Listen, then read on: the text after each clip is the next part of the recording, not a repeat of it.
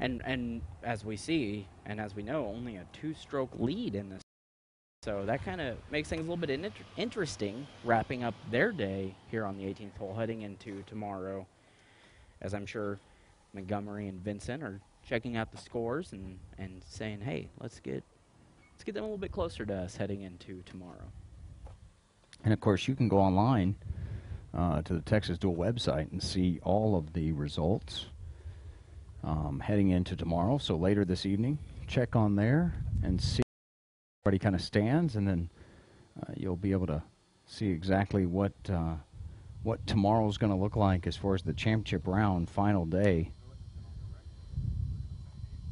Richard trying to decide, do I really want to hit this club? Fred probably said, I've seen you hit it. Choose the other one. Because they're that way with each other. They're sitting at even on the day. I'm sure they'd like to manage to try and get a good shot here and get them to maybe under par.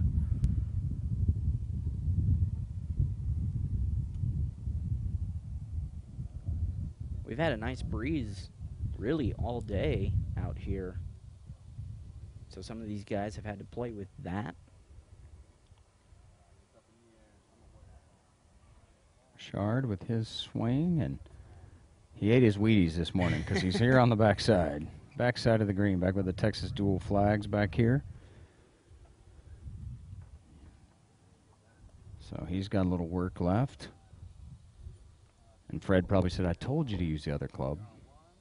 Well, the good news is it is a best ball format, so Fred Hernandez will be able to play that one a little bit lighter after he saw Burchard crush it from the fairway.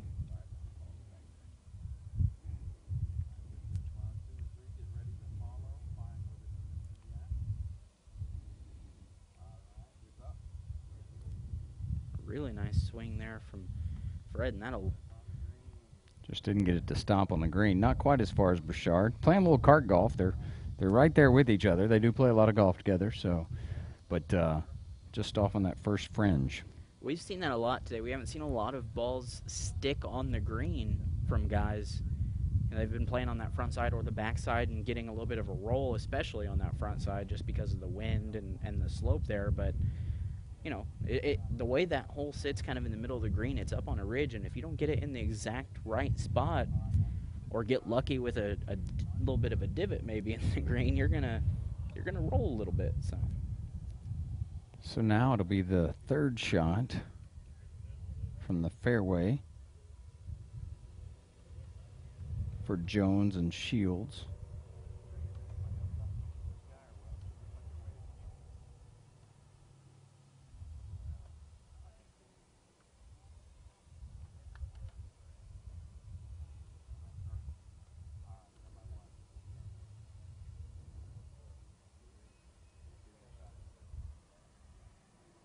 I guess they came up to look, see if they saw that hybrid shot, see if it was playable.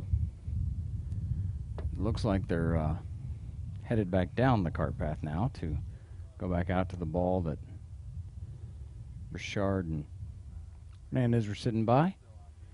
Again, they're in the lead right now at 7 under, and they know going into tomorrow they need to have the best score possible. Yeah. Put themselves in a good position. So if you've got something that might be playable a little bit closer. Yeah, you want to take the opportunity to do that. But where they are sitting right now with this being their third shot, they're going to have to get a really good shot. And we've seen guys from that spot as well be a little bit, just struggle a little bit because of that sand bunker playing up against that.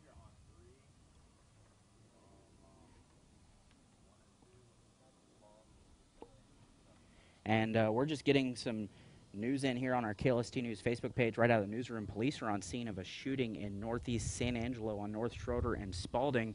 A victim is being treated at Shannon Medical Center. And for all those updates, you can continue to follow us right here on ConchoValleyHomepage.com. And be sure to tune in tonight on KLST News at 5, 6, and 10, as well as KSAN News 5, 6, and 10. We'll bring you all the details as they become available. certainly keeping our eye on that situation. And, of course, check back on Conch Valley homepage as well for the story when they get that posted up. What a great shot right there.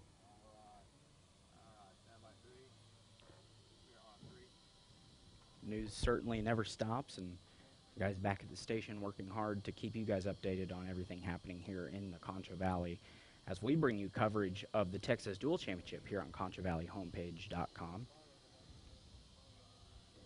So Jones now with his approach. And this fourth shot, that's just not going to stay up there for him. Both guys, though, I mean, that'll give them a good approach, at least get them out of a little bit of a trouble to give them a chance to par and keep their score at 7 under. They found themselves in a little bit of a trouble there with that being their third shot from the fairway. And really not a huge lead right now. And that happens sometimes, obviously. Mm-hmm. We've talked about it before. These guys get up here and they start seeing the cameras and they see the star that is David Wagner and they just get nervous. No, they don't see that. That's not it at all. They see that camera and they get a little camera shy. So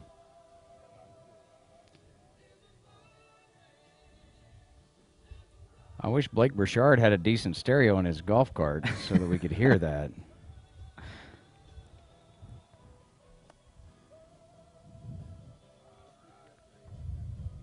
Team of Burchard and Hernandez right now sitting at even on the day. Sitting back here on the fringe of that green, hoping to maybe get a good shot to put them in a little bit better of a position than they're in right this moment.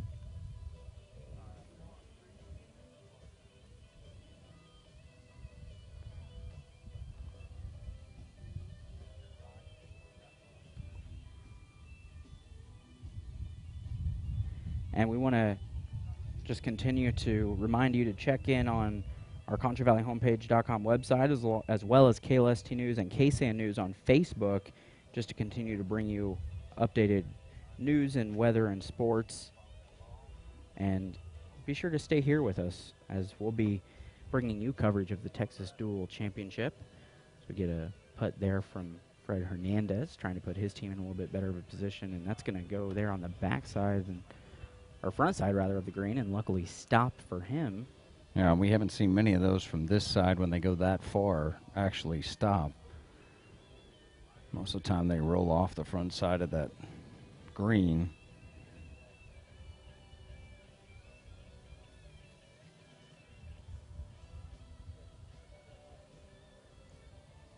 That team sitting at even right now in this third flight.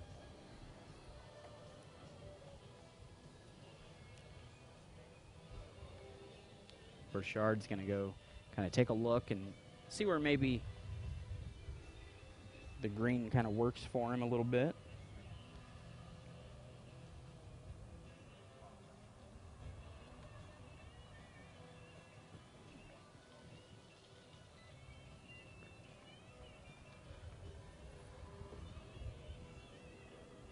He's going to putt it actually from the fringe here as well. We've seen a lot of guys play it a little bit differently. Some play with their wedge and some have putted, and he's going to putt. He just did not get enough of that he wanted, and he thought it was going to break more back to his left. And that just stayed out there. Straight on.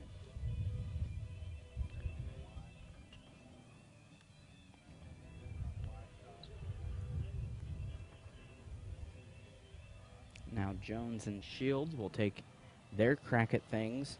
We saw them get into just a little bit of trouble out in the fairway, but a really nice shot to get them in position to par here.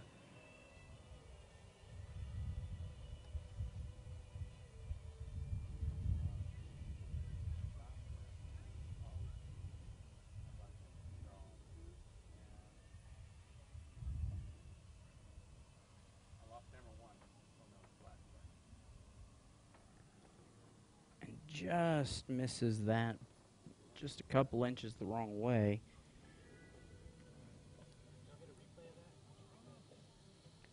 So now they'll take another chance at it here and try and correct what his partner missed out on.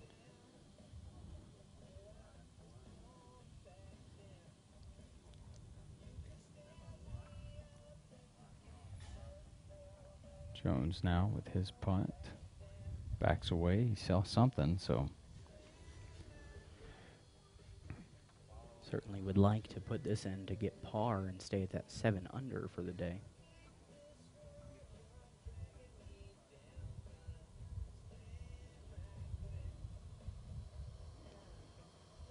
Oh, what a nice putt there. Very nice putt. Little fist bump. Jones and Shields will finish their day of 18 in the third flight at 7 under. That puts them well in the lead by a couple of strokes over Montgomery and Vincent right now, heading into tomorrow's final round.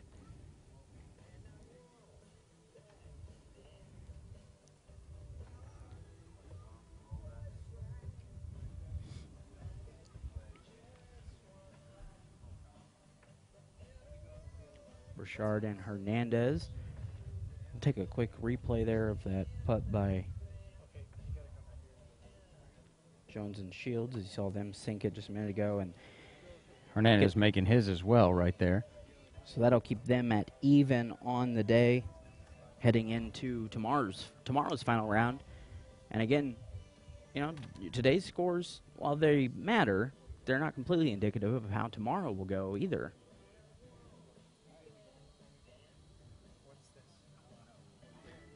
Okay, so our next couple of groups looking for some balls back in the what we like to call Bartsville.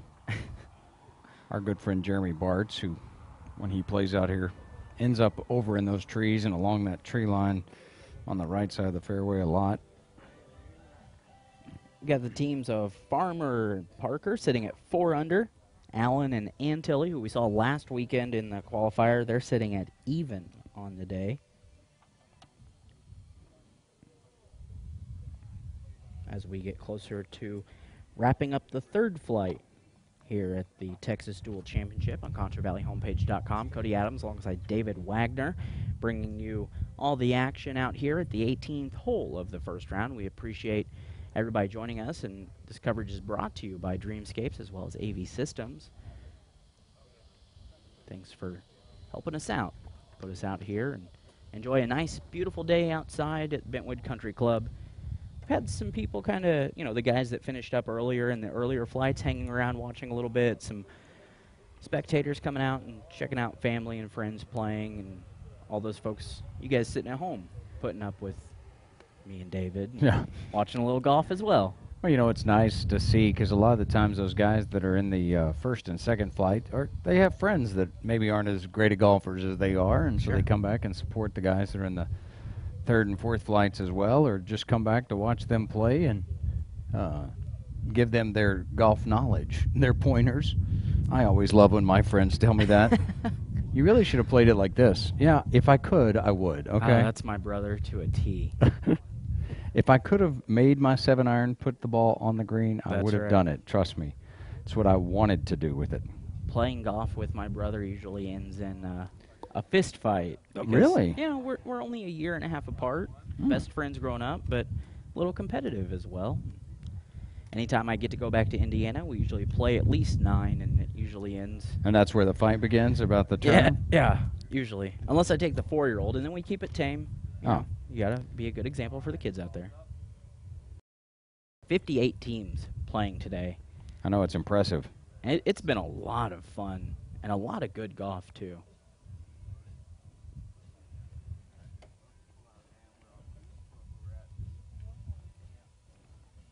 We've got coverage right here on ConchoValleyHomepage.com the rest of today as these teams finish up, and then we'll be back here tomorrow starting around 12:30, 1 o'clock.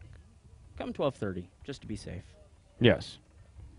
And if we're not playing yet, just scroll through the website, because we've got news, weather, and sports. There's all kinds of good stuff on there. Tonight, the final night of scrimmages for a lot of high school football teams before next week's season kicks off. Yeah, the Central Bobcats scrimmaged earlier today at 11. The JV was early, and then the Bobcats took the field against Abilene Cooper around 11. I did get an update from a friend of mine a while ago. Said the Cats scored a lot. They kind of quit keeping tabs after a while because they really didn't run it on the scoreboard that way. So, but he said they scored a lot more than Abilene Cooper did. So that's always a good thing. Mm-hmm. As they play in a new district this year. playing in that Metroplex. Getting things started off next Friday night, a week from tonight, here at San Angelo Stadium, as Colleen Shoemaker makes their way up here. That team we saw last year, they were fast, and I don't expect them to have lost a lot of speed from last year to this year. They're going to be a tough one. They jumped out on the Cats early last year. Saw a really good shot there from Antilly right through the tree coming out. And that West Texas golf that David talks about, just kind of keeping it low to the ground. And you see Allen jumping. Wishing that ball would have just slowed down just a tad. Yeah, I think he was wanting to stomp on it and make it stop rolling because it rolled all the way through the green again. But, you know, again, that's one of those where you learn, just like I was saying, and you alluded to, when you're playing on those sides of the fairway like that and you're playing through the trees, you learn very quickly how to keep it low and play under tree limbs and run balls up to the green as opposed to, you know, being the Phil Mickelsons of the world and chipping it up over the tree and then just stopping on a dime on the green. So you learn these different little tricks. Farmer and Parker, that team sitting at 4 under right now. As you had some good coverage here on ConchoValleyHomepage.com. The third flight playing right now.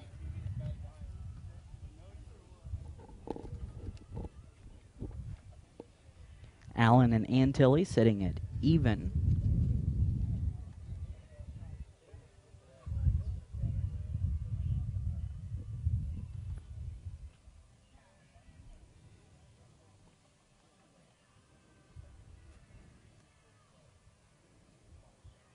Really been a good day of golf. It's been nice out.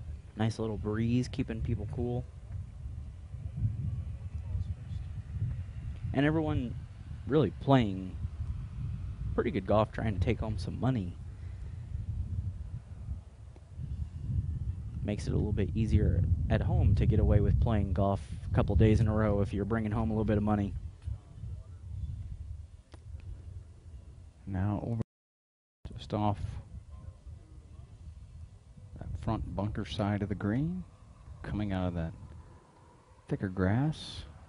I don't know if you'll be able to see that ball. Yeah, playing the rare orange ball. You don't see that very often. We've seen a couple yellows, but... Yeah. I couldn't hear you for that golf ball, Cody. What was that?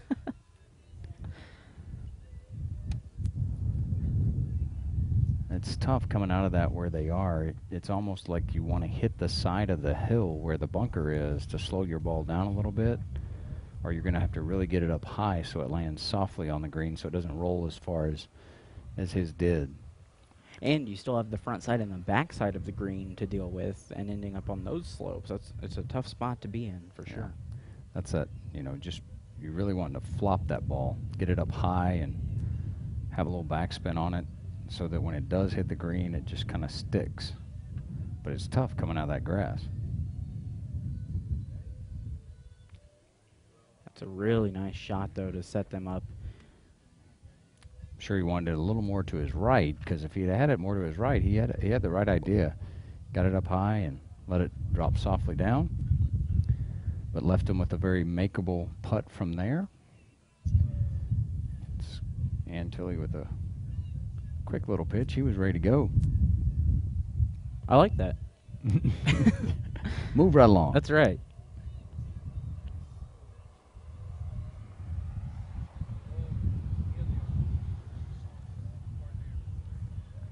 Oh, just to the side there for Allen.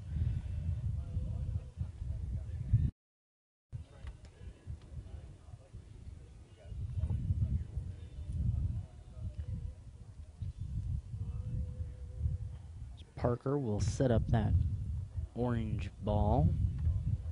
Try and keep his team at 4 under on the day.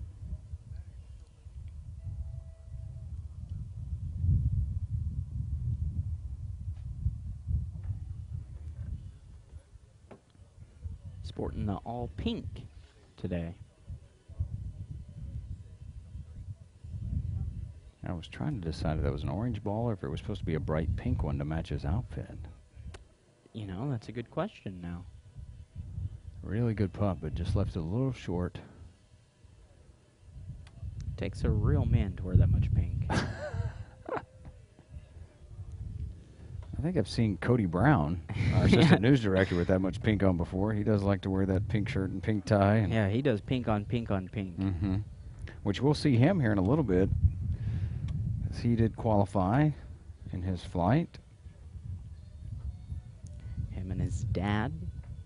Playing in the Texas Duel for the first time. Farmer will try and secure that par for his team here.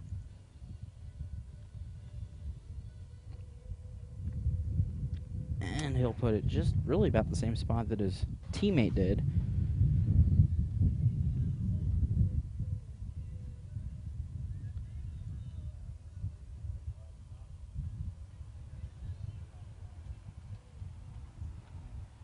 So I believe that will move them to 3 under on the day.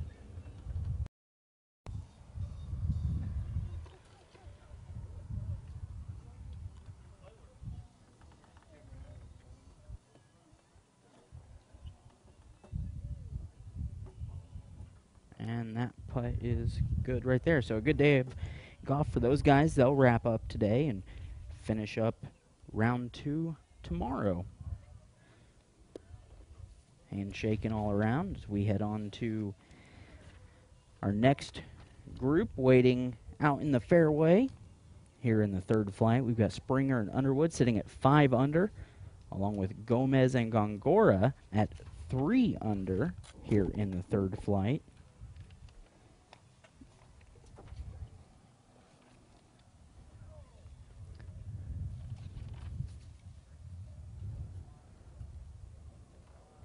These guys teed off just a little after 11 today. So roughly about a 5.5-hour round for them.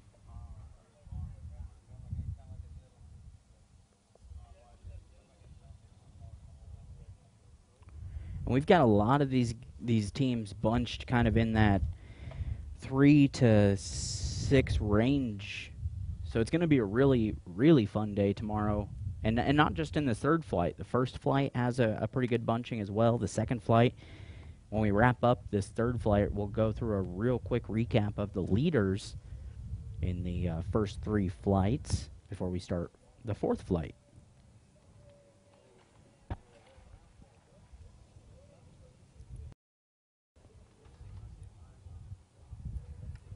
That's the team of Gomez and Gongora there, sitting at 3 under, and a nice shot to put them on the green from the fairway there. As Gongora will take his shot at things and try and put them just a little bit closer to the pin if they can.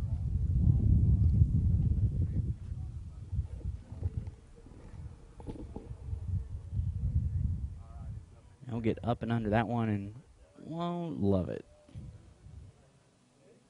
as it's off to the right there, not in a really in a playable spot for them. They're going to probably go ahead and stay with his teammate's ball there, as it is on the green. They're 3 under right now, and team of Cox and McCormick now getting ready to play their ball, sitting nicely in the middle of the fairway as well. They're sitting at 7, or excuse me, at that's Springer and Underwood. Excuse me. Springer and Underwood, they're 5 under on the day. Underwood there in the orange and Springer in the white. Now, Springer, they actually qualified on Sunday in the qualifying round, and Springer was in a walking boot, if you remember correctly. He's obviously not in it right now, but we were pretty impressed with him playing in a walking boot last Sunday, so apparently he has healed up and maybe got clearance from Doc to say, hey, you don't have to wear your boot.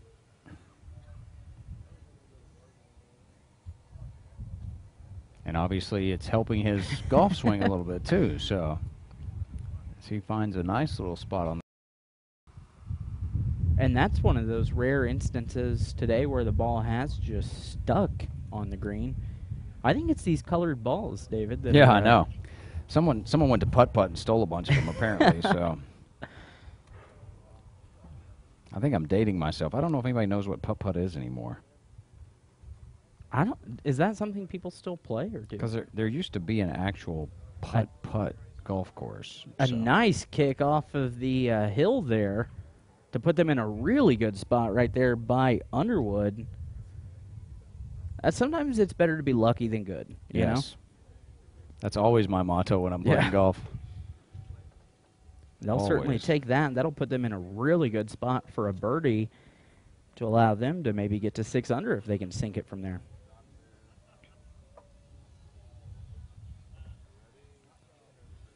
See the team of Gomez and Gongora here coming across in just a moment. Making their way around the backside bunker. There they are. And up onto the green. They have at least a chance at a birdie as well from where they are. And you can see it. You saw it there just bouncing the corner of your screen right off the hill. And just right there, just about a yard and a half maybe from the hole. So a really good shot from Underwood. Yeah, giving themselves a really good opportunity to make that putt.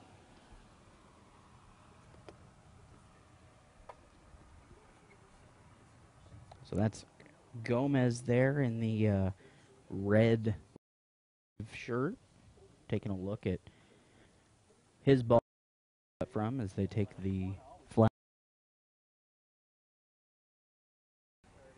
That team's sitting at 3 under right now here in the third flight.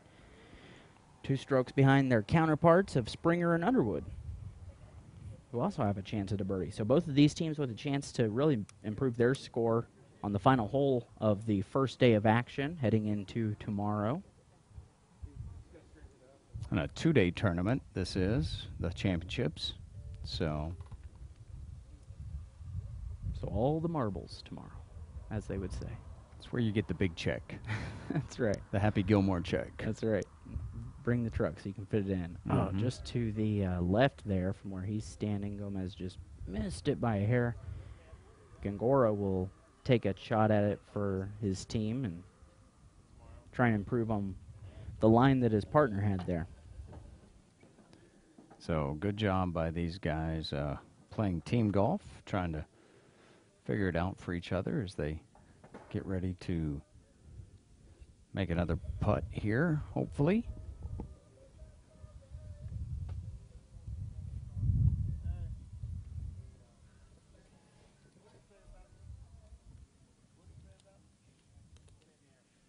Oh, really just running that one by.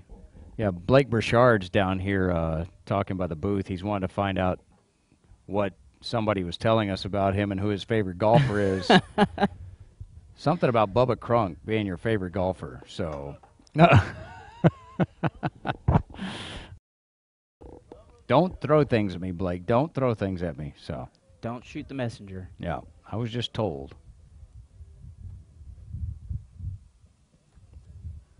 Underwood taking a look at things for his team.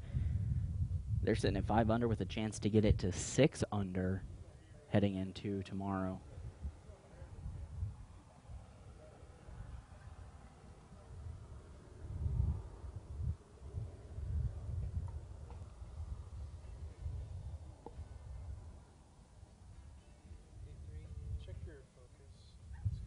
It's kind of been a tough spot for guys to putt from.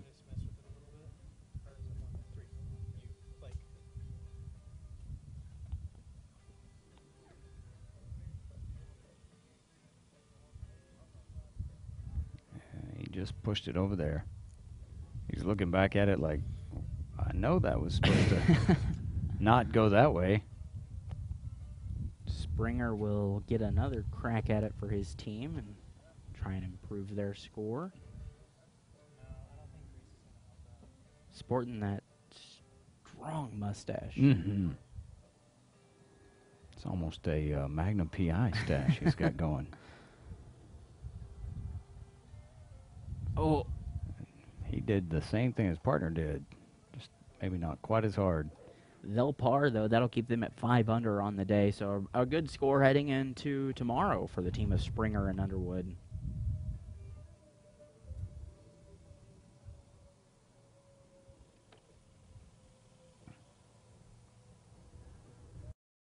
and Gomez will put it in for his team as well. That'll keep them at a par for this hole at 3 under on the day in the 3rd division.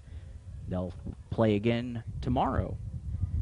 As we head out to the fairway, we've got a group waiting, keeping it moving. Cox and McCormick sitting at 7 under. They are the leaders right now in the 3rd flight. And Brooks and Colley right behind them at 6 under. Yeah, and there's Brooks and Colley right there. They tried to throw us off by wearing the same colors, but we got you by your hats today, so that's Cody Colley in the white hat and Stephen Brooks in the gray hat. They're using some good detergent because those are bright. No colors fading there. We've had a Clorox too. Yeah, exactly. Keeps this, it's the color booster.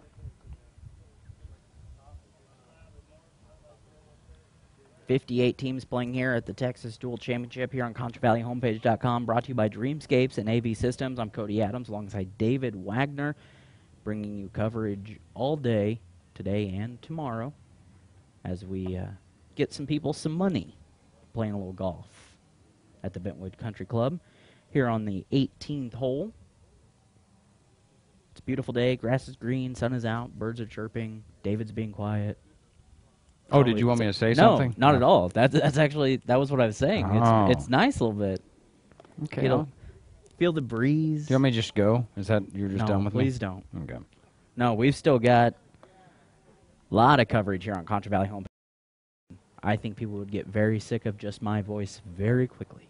Nah. That's why you put me with Carolyn. You're not eating any peppers. Yeah. If you were eating peppers. Yeah, I'd get bombarded with people.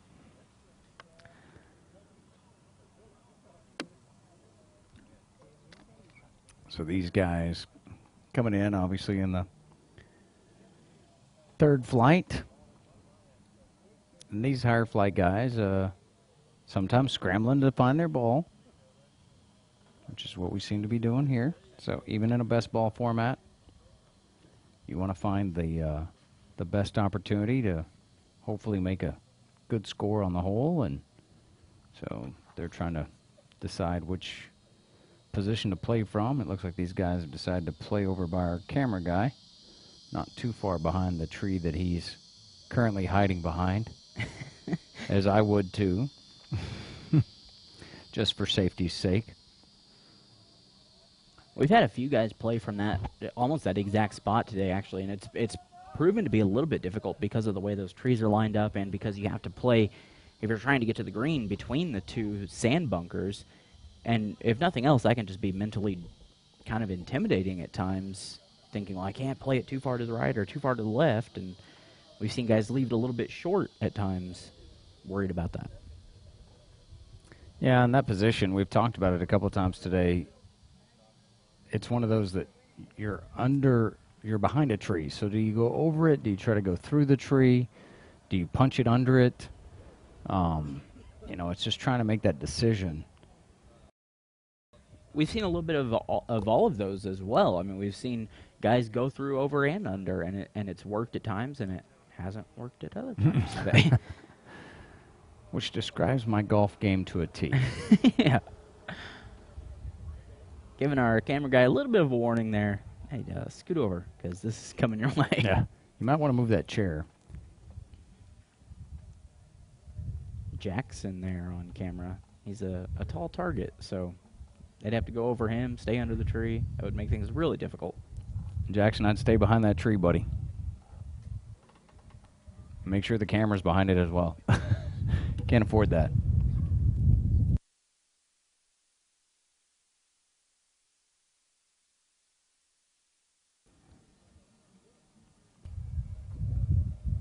So here they go. We'll see if they punch it through under the tree. Bounce it off Jackson's backside.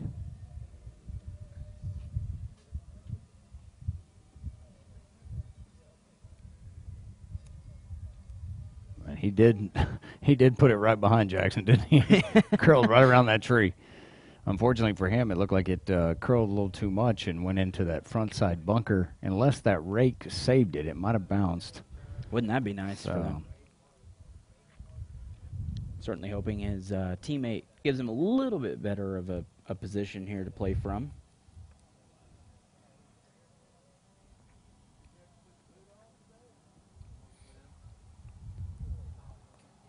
And I think he banked it right off the tree by Jackson, so, because he doesn't look real happy with himself. Doesn't get more frustrating than that. You know, all these golfers, they're not used to cameras being around all the time, and it's frustrating for them because they come up here and then they're on camera like that, and they want to play well, and then they do something like that, and it's frustrating. So, and it's hard enough to play around the trees as is. Oh, look really at this nice shot. Stephen Brooks. Wow. I mean, put it right there next to the hole and really just missed it by a couple of inches. Cody Colley, his partner. See if he can beat that. Cody had a good swing in as well there. Throwing darts. Cody's dart's a little too far as it's back over here in the pine straw behind the green, a tree. Almost back here to the road. There you go. Good shot of it. Good work by our cameraman. That's going to give them a chance, too, to gain a stroke here. And they're sitting at 6 look, under there's right our now. crack staff. Hey, how about You that? see them all.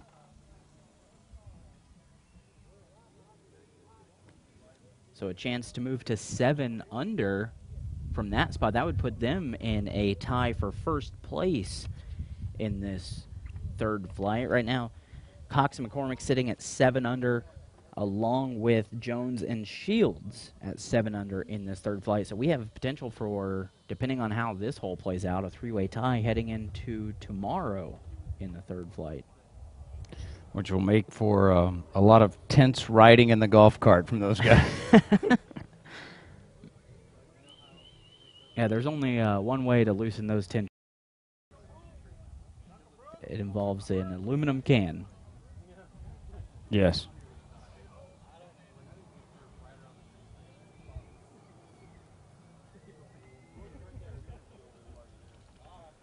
So it looks like that team of Cox and McCormick looking over there and seeing how they're going to play things. Remember, they had to hit from... If you didn't catch that, Stephen Brooks saying his partner, Cody Colley, carrying him longer than his mama. That's a pretty good line right there. Yeah, so they're just, looks like maybe just inside inside of that bunker, right on the edge. So not only do you have to get out of the sand, you've got to get up and over the bunker and over that hill onto the green. And that's a tough thing because you're that far back in the bunker, you have all that sand in front of you, and you can't ground your club, so you're having to use the sand to push it out, and you really almost have to blast it like you're going to hit it really hard. And he did a great job of that. Look at this. Really nice. Yeah, you should raise your hand for that, sir. That was really well played from that position, as far back in the trap as that is. And that's going to put them in a position for par as well, which is huge, to keep them possibly at that 7 under.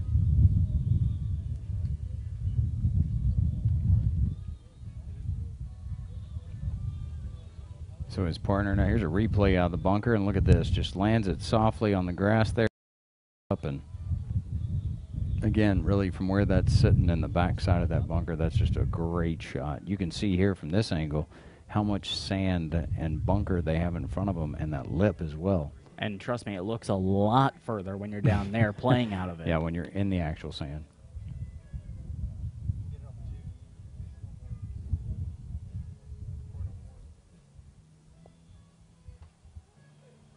And a good shot from him as Does well. a really nice job. His partner's like, come on, come on, come on. How about that? Get him even a little bit closer for that chance at par.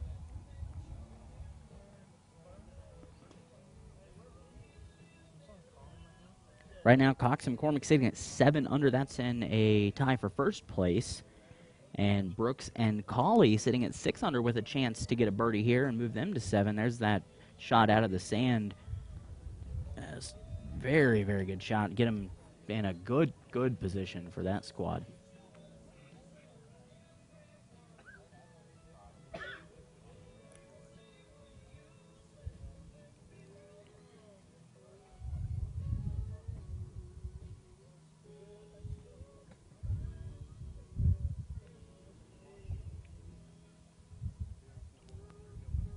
Brooks with a nice putt to finish it out. That'll put them at 7 under for the day, heading into the final round tomorrow. Cody Cauley.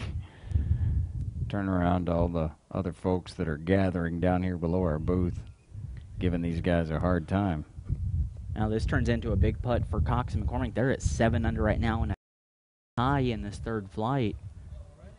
Certainly wouldn't want to fall down a stroke here.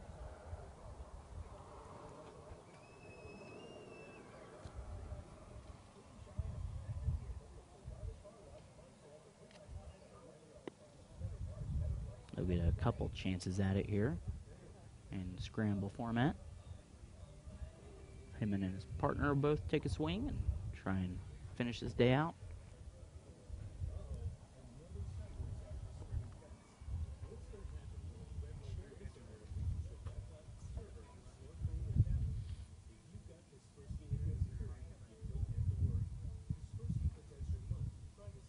And he'll just go wide there. He thought it was going to break, and it just never did, really. That's a tough read. You know, even his partner right there was like, it looks like it's going that way. So hopefully he went to school on that and knows that it's going to be a fairly straight putt, especially with that speed. And he does a nice job of that. Little fist pump there. How about that? So they'll finish at 7 under on the day as well. Real quickly, let's go ahead and just run through a quick rundown of the scores. In the first flight, we've got the leaders set at 12 under with, 11 under. We've got a tie with Clinton Cunningham and Ledford and Skillern in the first flight. In the second flight, we've got the leaders of Farr and McMahon at 12 under. And then here in the third flight, we've got a 3-way tie at 7 under. So tomorrow shaping up to be a day here on ConchoValleyHomepage.com for the final round of the Texas Duel Championship as we start off coverage of the fourth flight division. Team of Baggett and Briley sitting at 2 over, and Wilcox and Sartain at 1 over. 58 teams playing golf today and tomorrow. And we've got about 11 groups left, so about 22 teams of coverage here on ConchoValleyHomepage.com, brought to you by Dreamscapes and AV Systems. We appreciate you folks hanging around with us. Cody Adams here with David Wagner, bringing you a little bit of golf as these guys try and win some money. So it looks like Sartain and Wilcox trying to find a ball over there. While Briley and Baggett have found where they're going to hit their shot from.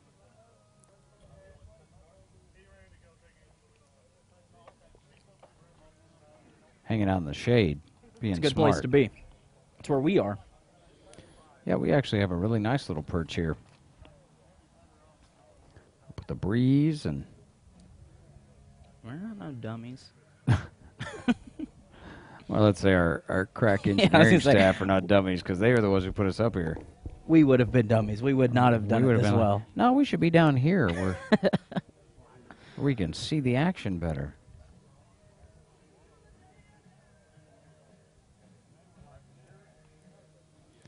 So Sartain and Wilcox still trying to figure out what happened to the ball, one of the balls.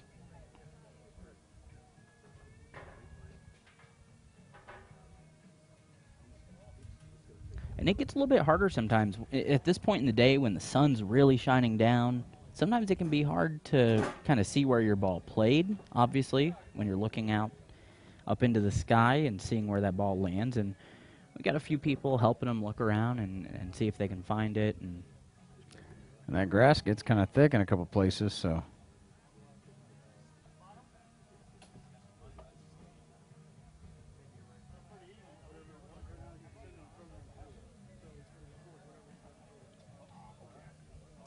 These guys teed off this morning, 11:18 a.m. Getting a day of golf going and coming up on just about 4:46-ish, 4:47. So a good day of golf for all these guys. And again, you know, you finish in the top 3, you're at least getting your money back. So it's a good spot to be in.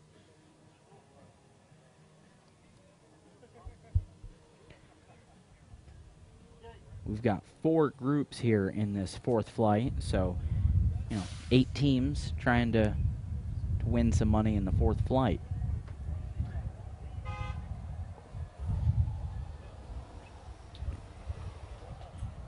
So back out in the fairway now. Sartain and Wilcox. It's Wilcox there. Right, take his second shot.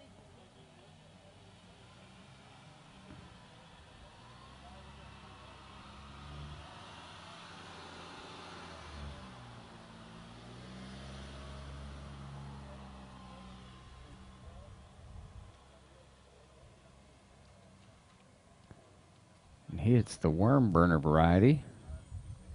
Squirrel killer, as I like to call it. I have been guilty of hitting that shot a lot. That is certainly my style of play. Because every once in a while you try to look at your shot before you finish it, and that's what it is, because you're lifting your head up and you just clip that ball. And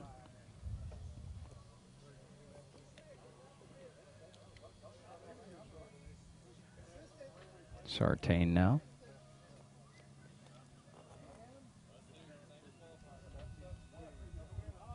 Got that one high.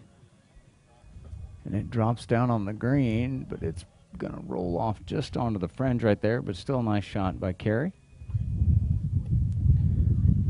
So they'll have a chance from there to play from the fringe.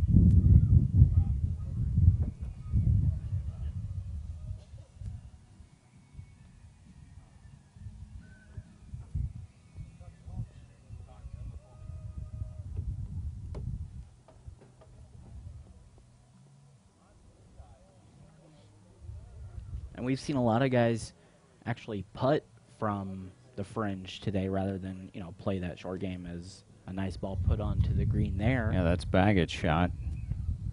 He rolled that up through the slope and onto the shelf of the green. Briley now. Same position.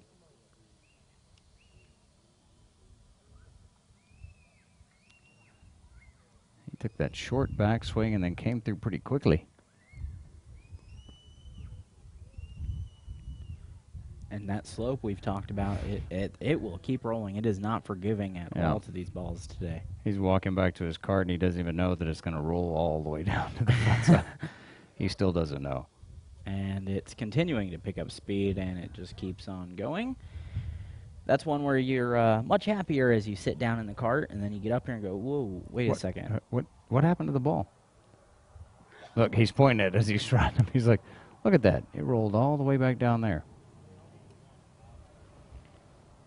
So that team, again, sitting at 2 over right now. So they're at least on the green with a chance to birdie. It'll, take a nice putt from them to do so, but still in a good spot here in the 4th flight on the first day of action. Tomorrow, the championship round for the Texas Duel.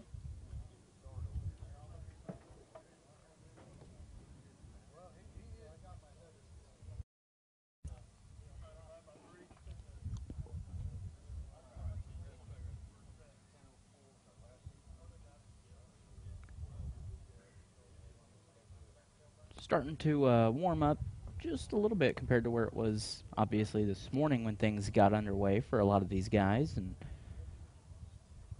well, we're sitting right at that 99.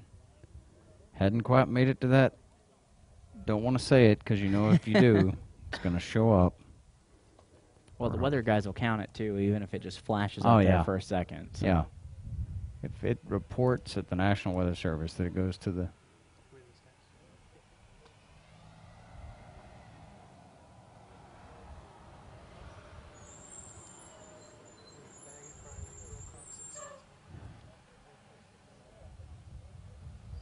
So,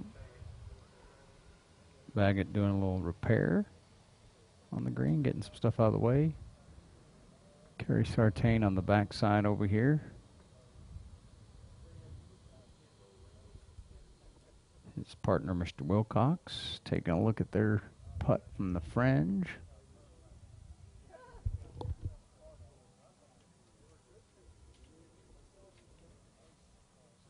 That's a tough spot to be as well, just because we've talked about coming off that lip of the fringe, and then you still have the green to judge as well from that point. So it can really make things a little bit difficult when you're trying to figure out what you're going to do, whether you're going to play the short game and try and lay it up there, or you're just going to go straight for the putt from the fringe. So Wilcox now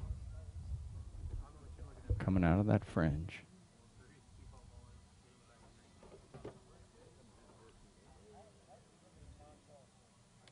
And he is going to putt from there. He hammered it out of that fringe.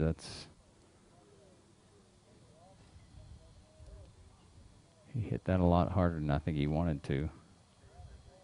It's just so hard to really even out of that fringe because it is a little bit longer in that spot than it is in some other spots around the green, actually. So it's just makes it a little bit difficult to read.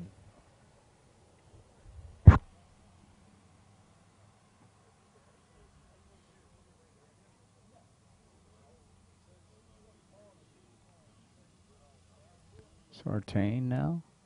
Nice touch on this putt. Look at this. Oh. Really nice putt there. And it'll stop before it catches the edge of that hill there to roll down the other side. So they're in a good spot, at least for now, to have a chance at par.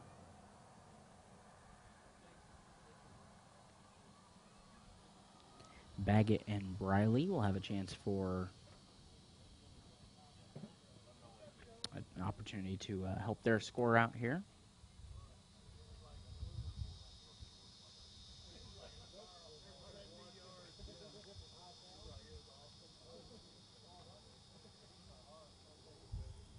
You see that replay there of that putt that just missed by an edge there.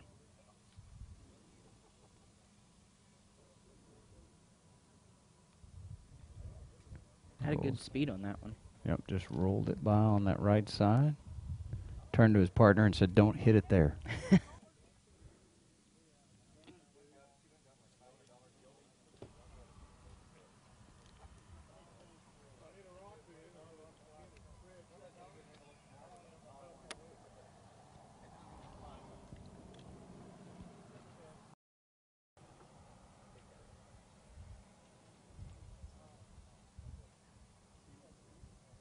He didn't listen to him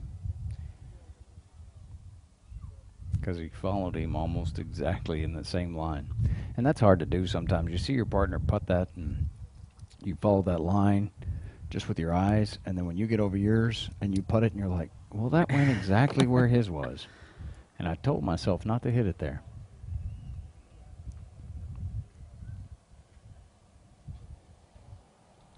So a chance now for par for Wilcox.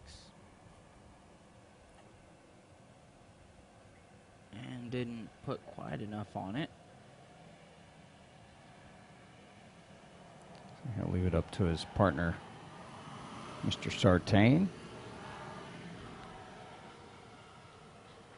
to try and pick up the par for the team.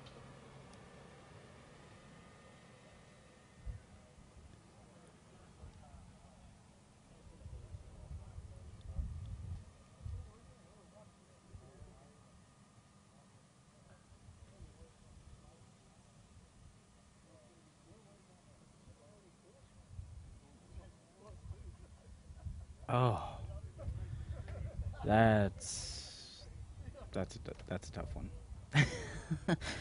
Just fell a little bit short. That'll put them up for a bogey on this hole. They'll finish their day at 2 over, heading into tomorrow here in the fourth flight.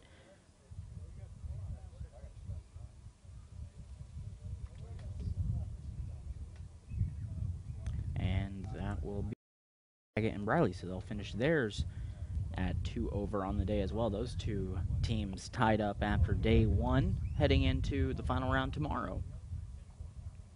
As we continue here with the fourth flight, we've got Henshaw and Reyes. They're leading right now at 6 under here in the fourth flight. And then Middleton and Sonnenberg, they're filling in for Freeman and Orsak. Not sure exactly what happened there, if they dropped out of the tournament or how that plays out.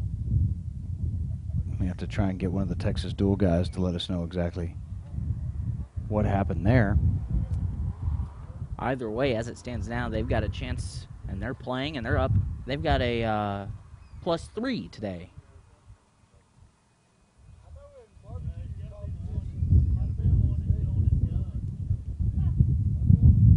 Right there, you're taking a look at Middleton and Sonnenberg. Maybe they didn't know they were going to get to play this weekend until, fairly recently. We're not really sure. We'll try to figure out for you and let you know. And right there you can see Henshaw and Reyes, the leaders, at 6 under here in the fourth flight in day one of action at the Texas Duel Championship here at Bentwood Country Club. You're watching it here on ConchoValleyHomepage.com, brought to you by Dreamscapes and AV Systems. I'm Cody Adams alongside David Wagner. Try not to sweat on you too much sitting here beside you. Starting to warm up a little.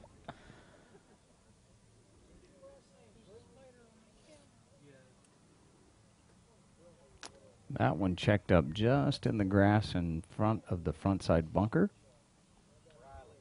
So they've got a little work to do left.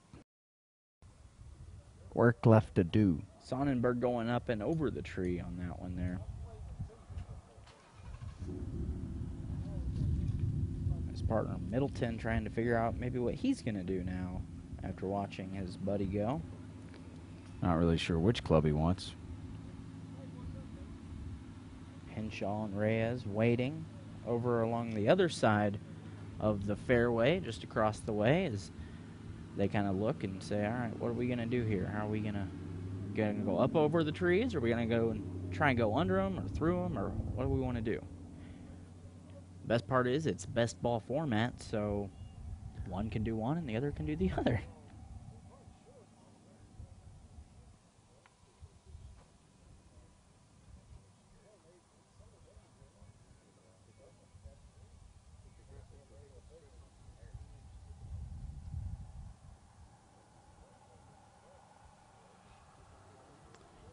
And his comes up a little short, just on the front side off the front fringe and the second cut off the green. Just there on the left of your screen, yep. That will keep them from having to play over the sand bunker, though, which is something they've got to be happy with as we take a look at Henshaw and Reyes there.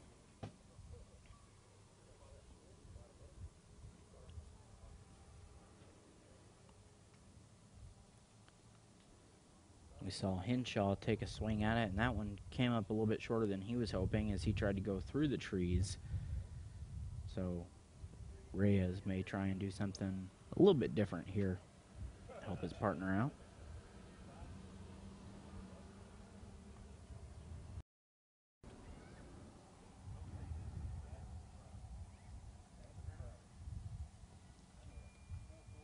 He's going to go up and over.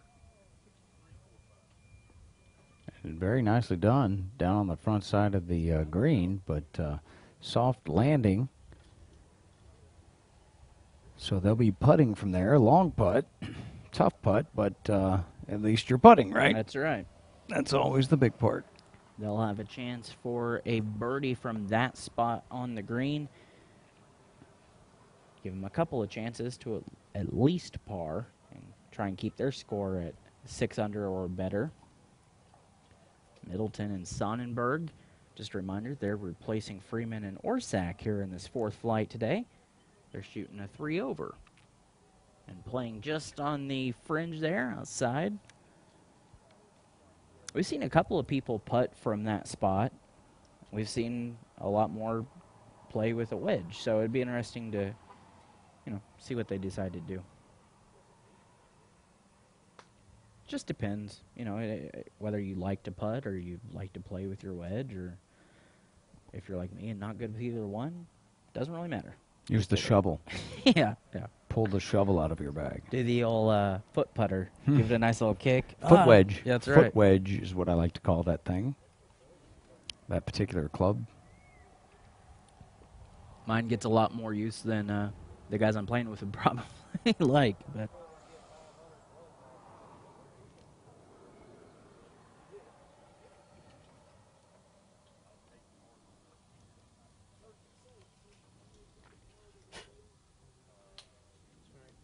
So it looks like, at least for now, Middleton is going to use his wedge to try and get them a little bit closer.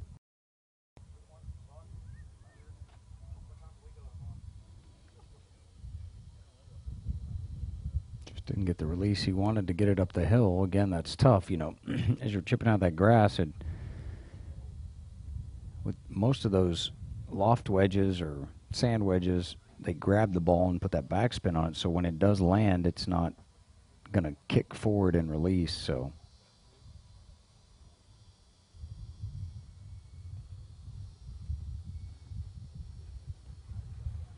that was really nicely played there. Good shot by Sonnenberg to put his team in a good position for a par putt. It's now Henshaw. We'll try and sink this putt, maybe gain his team a stroke. They said at the lead right now it's 6 under here in the fourth flight, so in a fairly comfortable position at this moment. But this is just day one. Remember, day 2 and the final day of the Texas Duel competition is tomorrow. You can catch that here on ConchoValleyHomepage.com. We'll have coverage starting about 12:30 for you with flight 1. And then we'll go until they're done.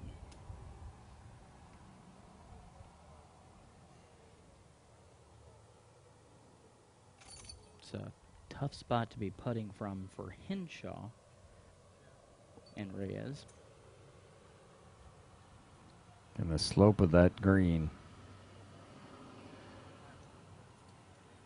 It's just hard to judge how much power to put behind that, because you don't want to. I think just generally people softer because you don't want to go beyond the hole. Right. And so then you play it a little bit too soft and you end up short.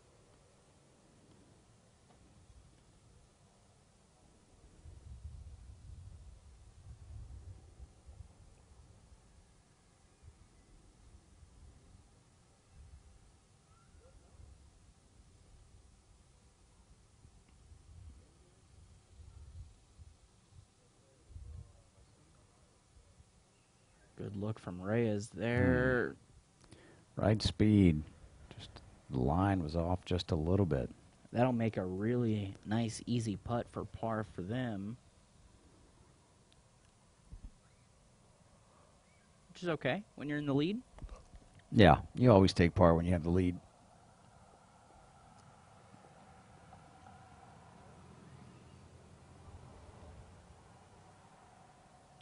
Middleton will sink the putt for his squad. They finished their day 3 over, replacing Freeman and Orsak in this fourth flight.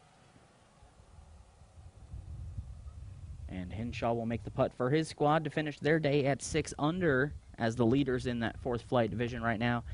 They'll pick up play again tomorrow to try and win a little bit of money. And just a couple of more groups in this fourth flight. We have 4 more teams.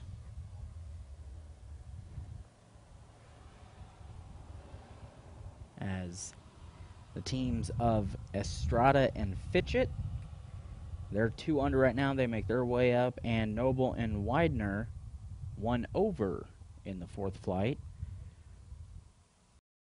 A little bit of ground. They're sitting at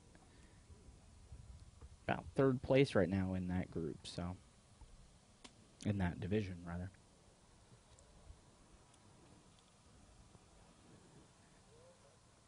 We've got 58 teams playing today.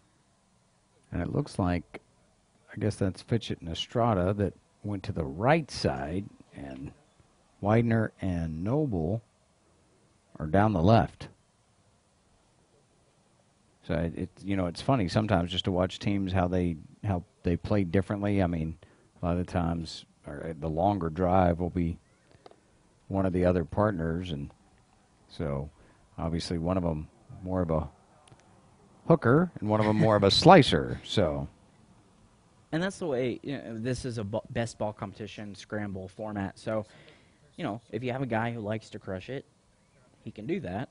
And then the other one can maybe try and play a little bit safer.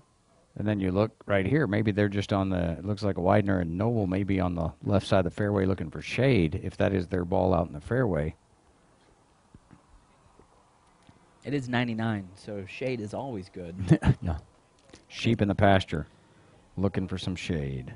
Here in West Texas, the breeze that we were fortunate enough to have, at least from our standpoint, is now gone. I know. You kept talking about it. I know. You just jinxed it. I know. I bet those first flight and second flight guys would have liked to have these conditions. I blame you.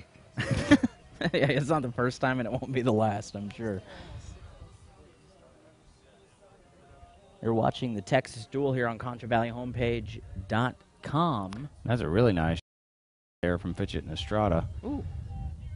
Landed right on the green, and it's going to be a tough position. That putt, we've talked about it. It's become touchy as to where you go left or right when you're putting that. It seems like everybody's either pushed it to one side or the other every time they've putted it. Yeah, and everybody from the first flight to the fourth flight has had trouble when it comes to the green as far as putting, just because of the placement of that pin today being kind of in the middle of the green. Just not really sure where they want to play it, whether they want to go, fast, slow, whatever it may be. And that from Estrada, I think he went in the front side bunker. So look back at his buddy there who's watching him and kind of giggled. Not quite as good as my partner. So now Noble and Widener get out to where they're going to play from the fairway. We've seen a lot of teams play from that spot today, and that's made for some very good scores in all of the flights today. That would give Noble and Widener, if they can get a good second shot in here, an opportunity to finish out even on the day and stay close in the fourth flight. I mean, it's going to be tough with that 6 under that Henshaw and Reyes put up, but anything's possible. Yeah, there are 18 more holes to be played tomorrow. All it takes is a couple of rough holes for Henshaw and Reyes, or some really good holes by everybody else to maybe catch up and make this interesting come hole 18, where you'll find us.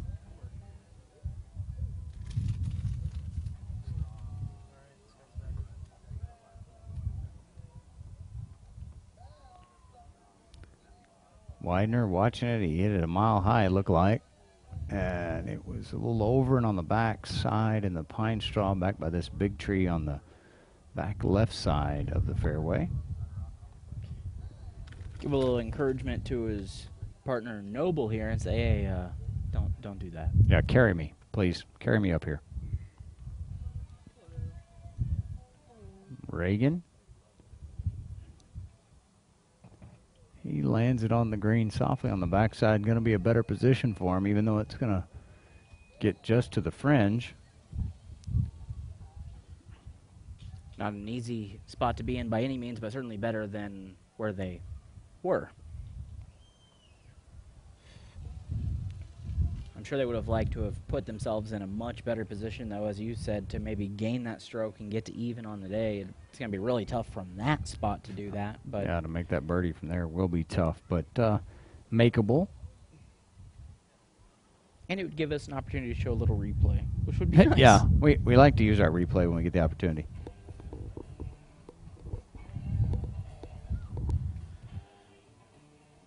So right now, Estrada and Fitchett sitting at 2 under, Noble and Widener at 1 over, and trying to put themselves in the best positions come tomorrow for the final round here at the Bentwood Country Club. Coverage will start tomorrow about 12:30 here on ConchoValleyHomepage.com, brought to you by Dreamscapes and AV Systems. And hey, there's that wind. Yeah. Picking up a little bit. How about that? You brought the breeze back. Gonna have to call Dan Smith and tell him I love him. If he made the breeze kick back up for us.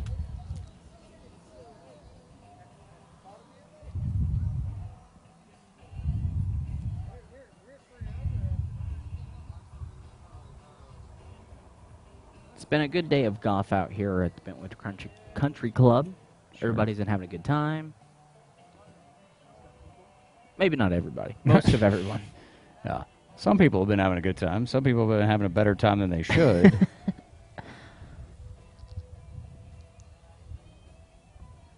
And we want to go join those people. Yes.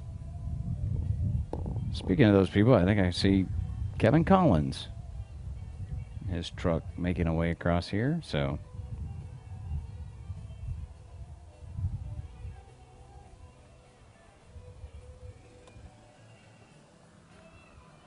As you see there, Fitchett and Estrada looking at what they want to do. And Noble and Widener right there on the edge of the green. Figuring out how they want to play things. And they're gonna putt from that spot, it looks like. So wide now. Just from the fringe.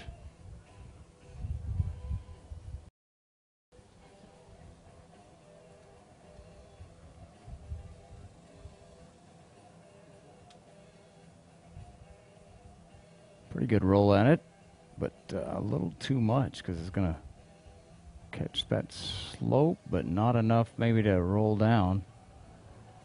Just right on the edge there of that spot where it would keep rolling. Reagan Noble now taking a look at it.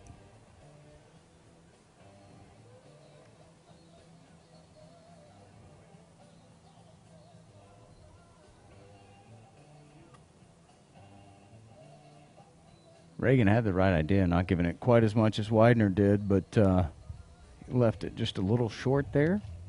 That'll put them in a good spot for a par putt.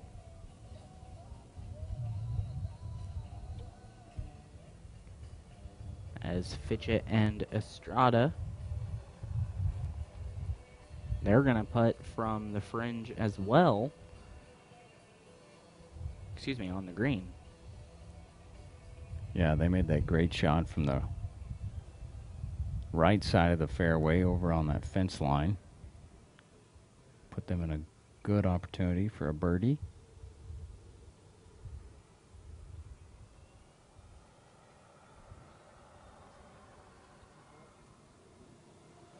Oh, I thought he had that. He thought he had it.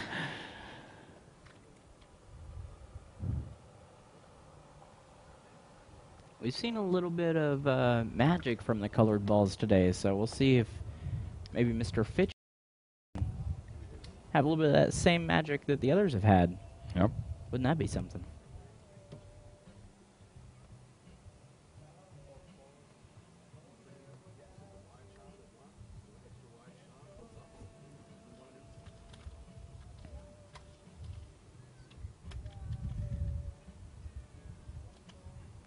To the other side of where his partner went there, so they'll put themselves in a pretty good position though for a par putt as well.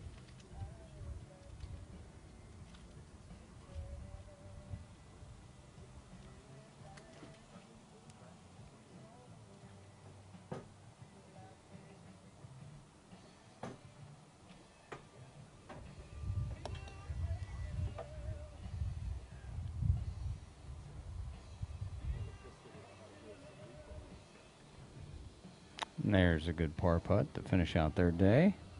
They'll stay at 1 over.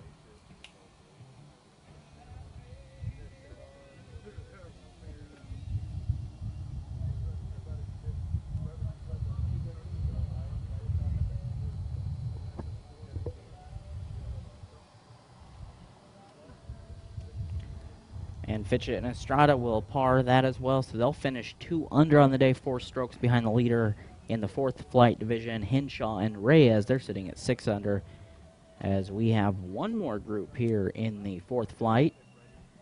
Helton and Sparks, Calvary and Smith coming up here on the fairway.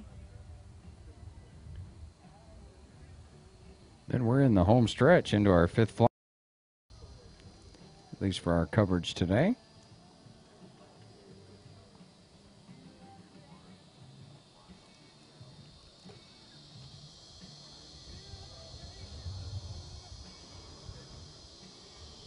Had a good day of golf out here at the Bentwood Country Club in the first round of the Texas Duel Championship rounds. We'll wrap up coverage tomorrow in the final round right here on ConchoValleyHomepage.com. We'll start about 12:30. That's brought to you by Dreamscapes and AV Systems. Doing a little searching for someone's tee shot, looks like. Again, there is money riding on this. The winners, top 3 actually, will take home something, which is nice. So you want to make sure that you've got the best spot to play from that you can have.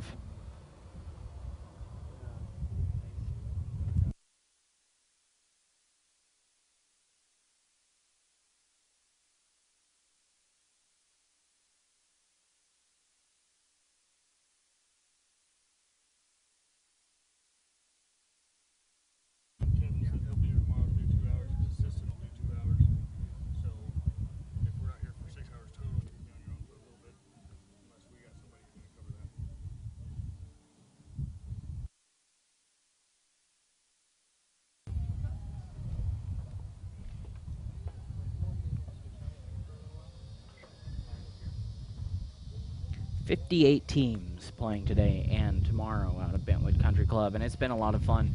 Over the last month or so, we've been out coverage of the qualifiers and, of course, the championship rounds. Wouldn't make much sense to do the qualifiers and not the championship. So we're out here having a rough day outside of the office. I know. It's tough being out here at the country club. It's not exactly the way I'd like to be at the country club. I'd rather be over at the pool right now, but... Or out there on hole 18 playing wouldn't be too bad either. Sure.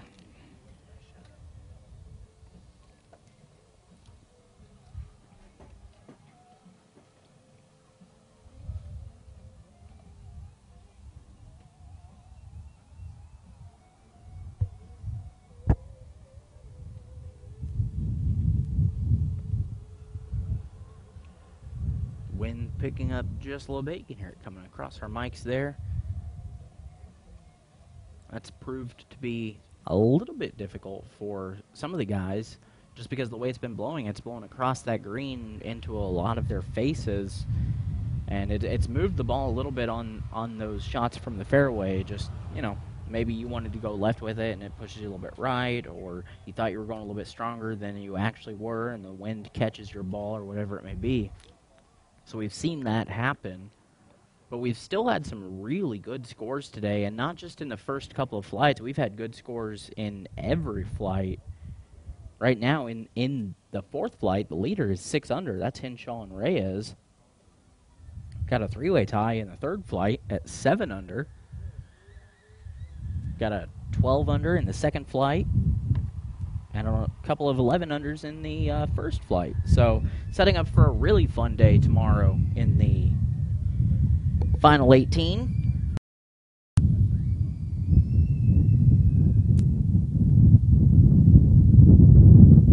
Second shot just from beyond the hump and gets over the front side bunker just off the green. Yeah, a couple of feet the other way, and you're playing out of the sand. So you got to be pretty happy there, at least.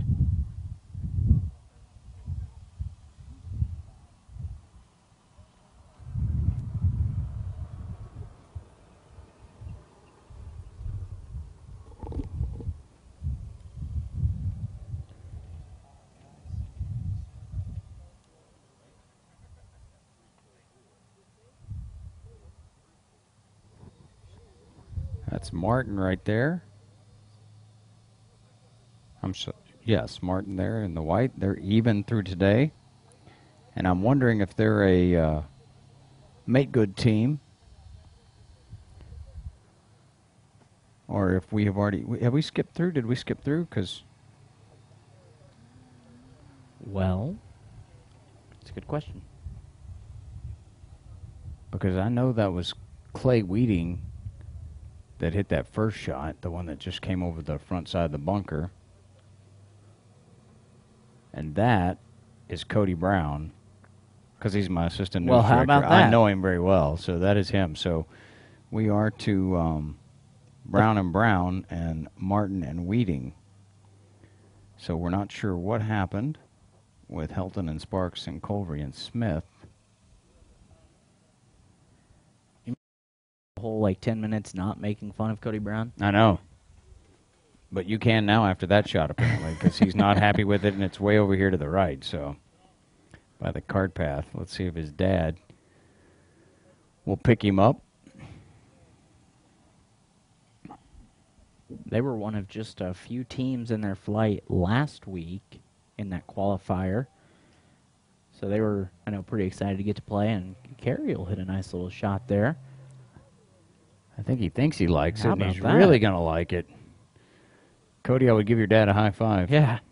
Get him a nice Father's Day gift next time. Dads can be good for that sometimes, you know? Yeah, for carrying picking her- you up? Yeah. Mm-hmm.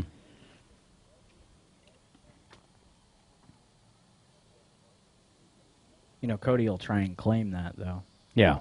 He'll be talking about it all next week. He'll say that was his shot. Yeah, good thing I carried us. But we were here. We saw it. And the Browns are 4 over on the day, while Martin and Weeding are even.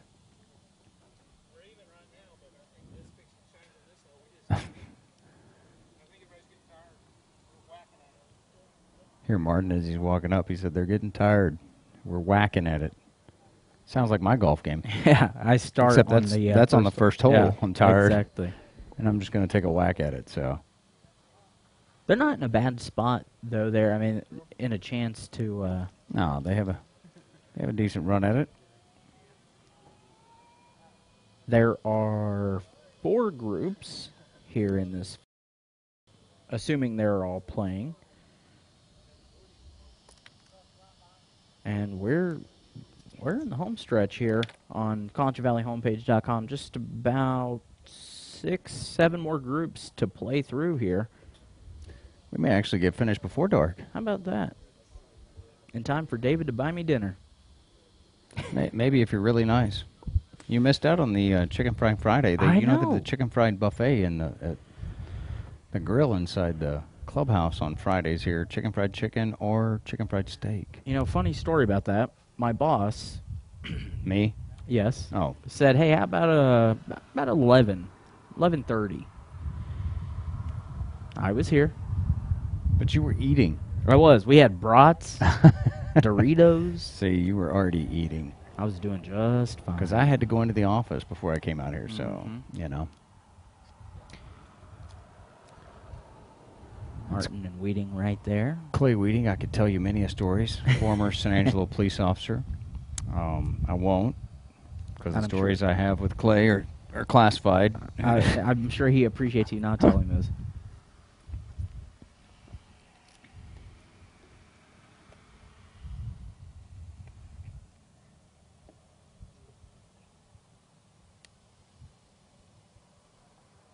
Clay with a nice roll at it right here.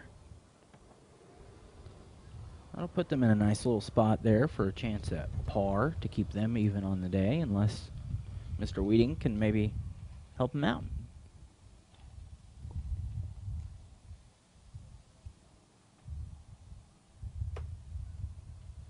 So Martin, same position.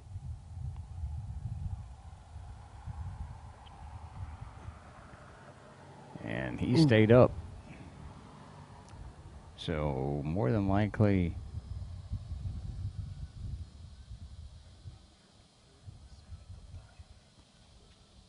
Well, they have a good opportunity for par still. Just got to make that putt coming back. Cody Brown and his dad, Kerry. He's like, Dad, should I play it right here? Like, I just want you to put it in the hole, son. Just put it in the hole. I've been carrying you all day. Just hurry up so I can actually putt and make it. He's scared of TV cameras. He works around them too much. That's his problem.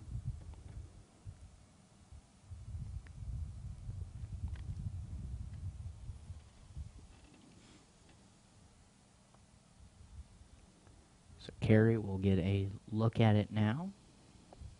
See where Cody Brown played it and try and play it a little bit differently.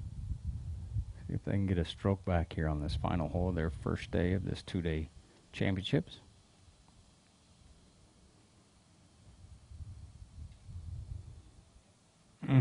If he'd have hit it, he had a good line. So they'll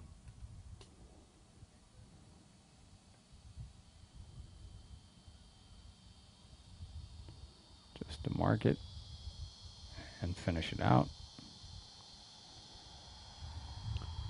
That'll finish their day at 5 over.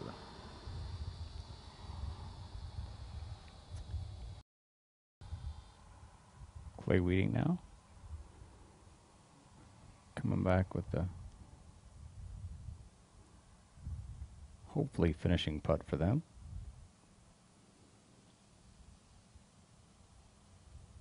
And he does just that. They'll stay at even for the day. So our first group of the 5th flight finishing up there on the 18th hole. Cody Brown and Kerry Brown finishing their day at 5 over. Martin and Weeding at even, heading into tomorrow's final 18 of the Texas Duel here on ConchoValleyHomepage.com. Cody Adams alongside David Wagner. This is brought to you by Dreamscapes and AV Systems. We'll be right back here again tomorrow to bring you coverage of the final 18, 58 teams playing in 6 different divisions, trying to win a little bit of money.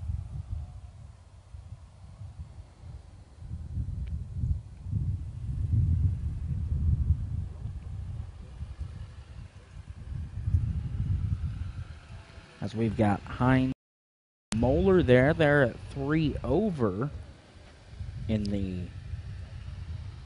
5th division. We got to say AV Systems, AV Systems, AV Systems, since Alan owns it. So that's right, AV Systems. Alan Hines, of course, AV Systems helping us as far as our sponsorship of our streaming, along with Dreamscapes. So we do appreciate Alan and them for doing that.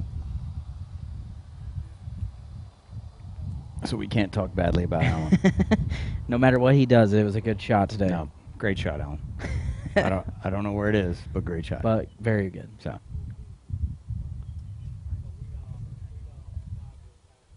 we'll go with it's in the hole. That's right. Yep. We haven't had a Caddyshack reference today, so we had to have one at least.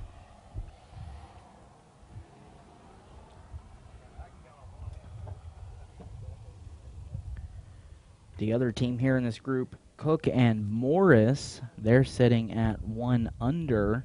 That makes them the current leader, at least, in the 5th flight. Unfortunately for Moeller there, it looked like he kind of duffed that one and put it just off the fairway on the left side, back over where Cook and Morris are going. So I think their ball may just be off the fairway as well in that first cut.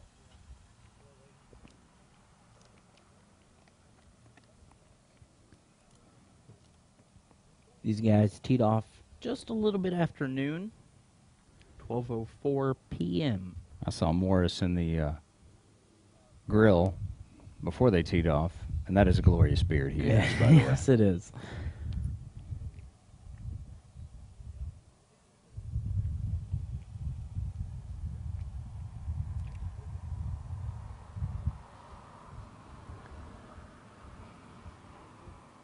That was short, just in front of the front side bunker. Morris now will take his crack at it.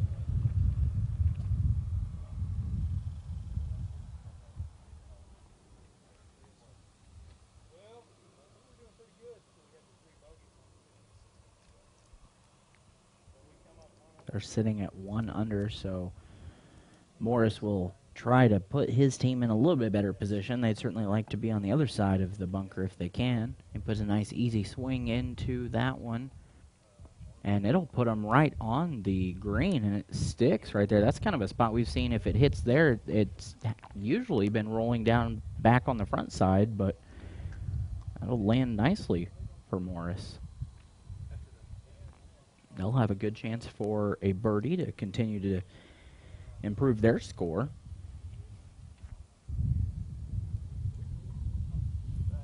Hey, Cody Brown is here. Oh. Hey, your dad saving you out there. All day long. All day long. Yeah. Ah. Here, why don't you talk to David for a second? Yeah, we didn't talk badly about you at all as far as you know, Cody, so. Well, I was about to say I don't believe that for a second. Exactly. So talk about it. How was it for y'all today? Hot. Yeah, I mean, first 9 wasn't bad. We went 2 and 2, so we had some looks at birdies and missed them. We couldn't get a 6-footer to fall all day long. It happens. Yeah, it but was pretty brutal. The nice thing is you have another day of golf. Absolutely. So you had the opportunity to maybe make something happen from there. So. Yeah, for sure. I mean, the pins aren't in crazy positions out there. There's definitely shots to be made. So we'll see what happens tomorrow, and we'll see where these guys come in behind us. We'll check it out. You're in striking distance. Yes. I'm not sure what you're striking at, but we always have the possibility to strike something. There's always a possibility. Yes. Strike a tree, a house. I did that a few times. Oh, you should just go first every time. That way your dad can fix things if he messes up. Right. I mean, that's our whole strategy, and I told him. I said, look, we're not going to change this, okay? Because I'm going to go out there and show you what not to do every time, and then you come behind me and do it right. There you go. Yeah. So. Hasn't that been your whole life? Mm-hmm. Absolutely. Absolutely. Yeah. All right. I've had enough of this abuse. Y'all have fun. Yeah. Go get in the shade. Yeah. Enjoy that.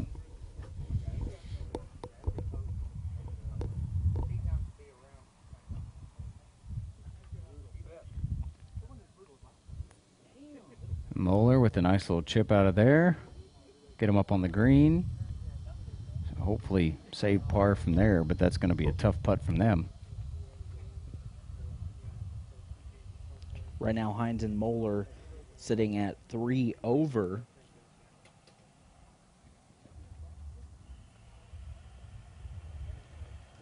Still 18 more holes to be played tomorrow as they can improve their score a little bit here today, maybe, and set themselves up for better opportunity to get back into things tomorrow, starting in the afternoon. I'm sure they'll probably tee off about the same time. Maybe they may be moved into a different pairing. I know that that's always a possibility as well. But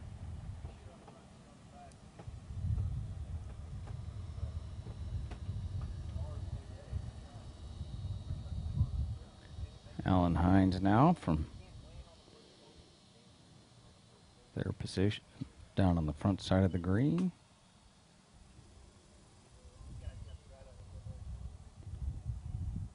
Trying to save that par.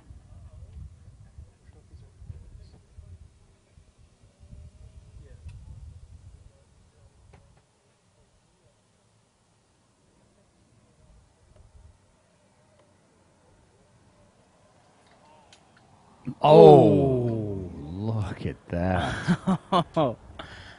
Alan was getting ready to do his happy dance.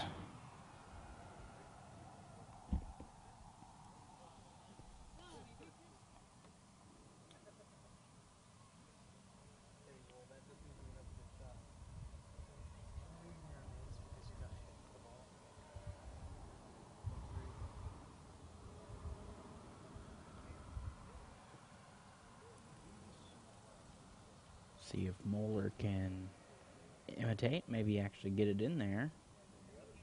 Oh! Put that one fairly close as well, but just couldn't get it to fall in. So a nice Nice couple of putts there from that team.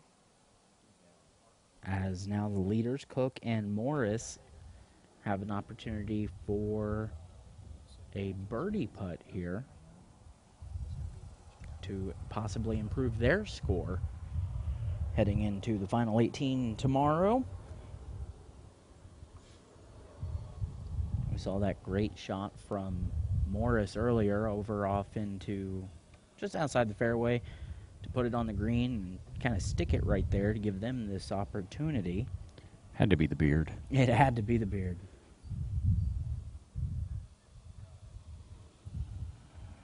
Cook will take the first swing at things for his team.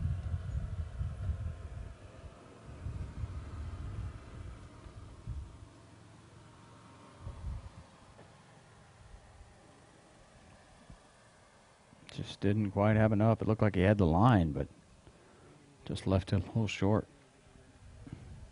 Let's see if the beard can do a little magic here.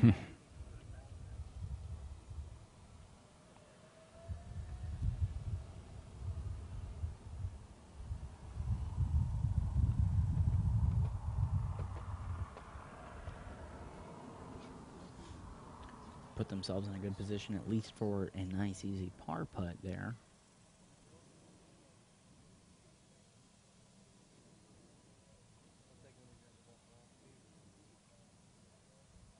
And gets a little bit closer, just not quite there.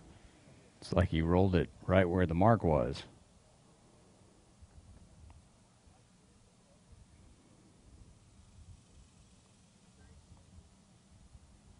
Hines now to try and finish his out after lipping that out, and does just that.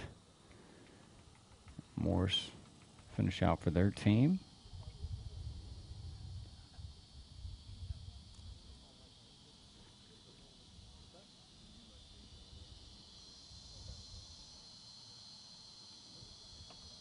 And that'll keep them in the lead for the fifth flight so far at 1 under. As we've got our next group now in this fifth flight, we've got Hale and Smith. They're sitting at 3 over. And Davis and Galasso at 2 under. So they're the leaders. So new leaders. Here's a look at that putt again by Hines that just slipped out. And then his partner right behind him, Moeller, just missed it barely as well. Good rolls at both those attempts by those guys.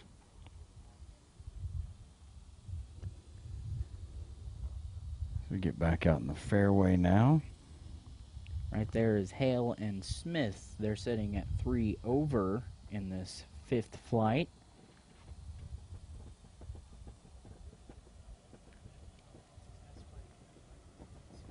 Looking at how they want to play things from just over the other side of that hump in the just outside the fairway.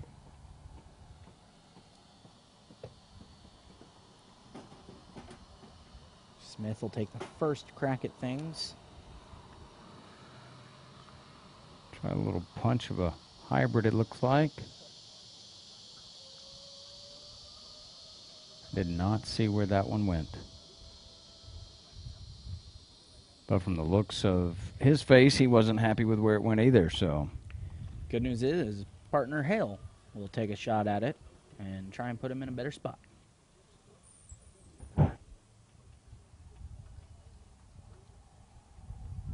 It is a best ball format here. It's a 2-man scramble. 58 teams playing in 6 different flights for a chance to win some money.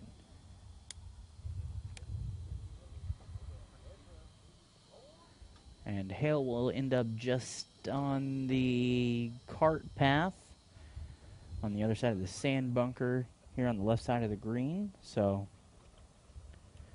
probably not necessarily where they want to be, but, you know, sometimes you don't have that choice.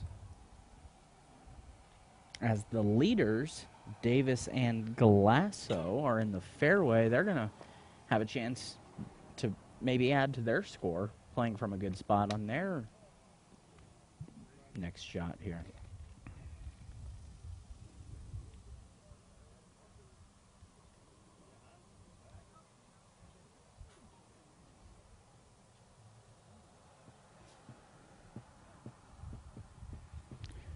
Trying to decide what should I use.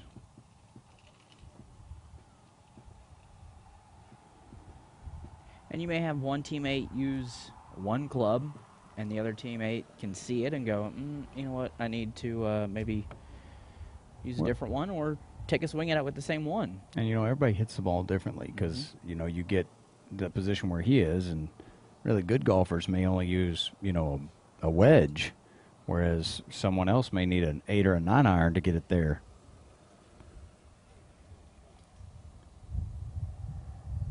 Left it just a hair short as it's in that first cut off the green on the front side. Really nice straight shot. Just would have liked to have put a little bit more on it, I'm sure.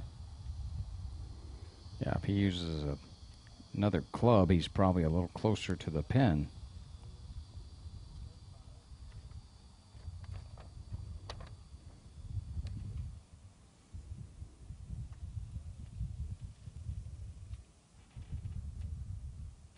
So now at 2 under, Davis will take his swing at things and try and get his team a little bit closer to that pin and try and add to their score. Got a really nice swing on that one.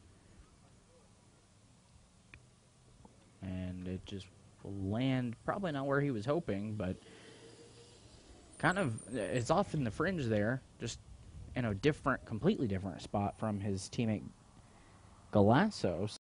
See which one they play. I would assume they're going to go with Galasso and come up that hill, but maybe not. They might. Davis's isn't really off the fringe too far, kind of in that second part of the fringe, and kind of a more straight-on shot. I think it really kind of depends on what their short game is and how much green you want to work with after you chip. Because a lot of the times as you chip that up, we talked about some guys that were in a spot earlier there today about getting more loft on the ball and letting it land soft on that green and then release out towards the hole as opposed to, you know, bumping and running it over there. So we'll see what they decide to do.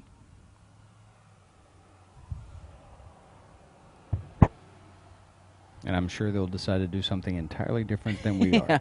Yeah.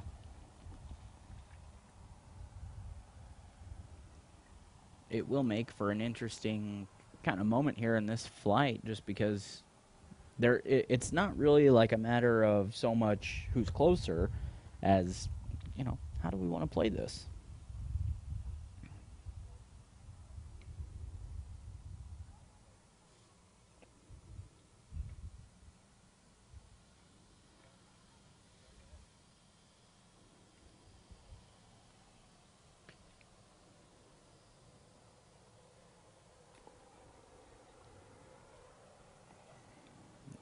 Look at things here and just see what they want to do.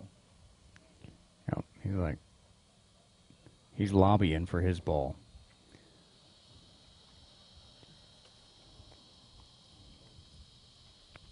The only real issue with playing that ball would be if for some reason you ended up on that slope and now you're playing from that spot anyway. Yeah, that you chip it up and then it rolls on down. But Davis feels pretty confident about playing it over there, and it looks like his partner agrees, and that's what they're going to do. Over here on the left side right there, you see that's Smith. They're playing just up into the sand. His shot's going to fall. Didn't put quite enough on it. That's a tough spot to be playing from as well. Yeah, that's that old, you know, visual thing. You see that sand trap there, and you know you got to go over it, and you're trying to be careful, and just got a little too careful. Hale will take his swing at things now and probably put a little bit more behind it. And he does, and a nice shot from him. Put them in a good little position. It's a great up. So they'll be in position for a chance to par on their putts. As we head over and take a look now at Davis and Galasso as they get ready to play their decision to play off the second part of that fringe over here on the our right side of the green, if you're looking at it from our standpoint.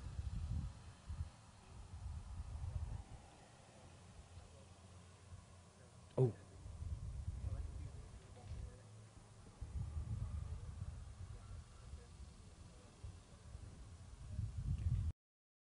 And so now Davis will take his swing at it. This is his ball. He kind of lobbied to play this one.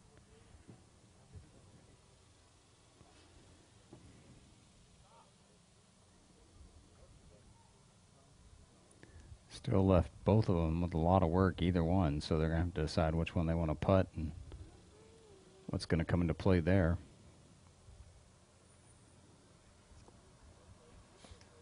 So they'll have a lot of work to do here for par. They're the leaders right now in this fifth flight at 2 under.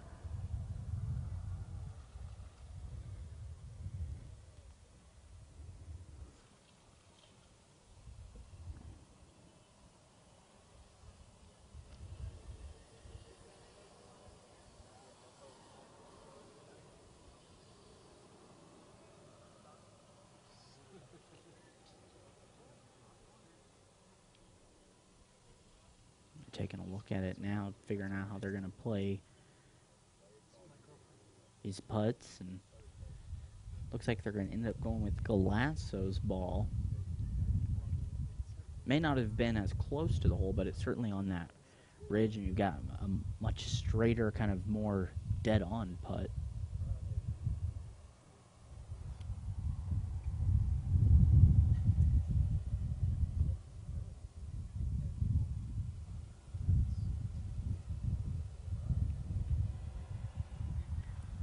And he rolls that one in. Nicely done. That'll finish their day at 2 under. A really good putt there from Galasso to make sure they stay in the lead all by themselves as of now in that fifth flight heading into tomorrow.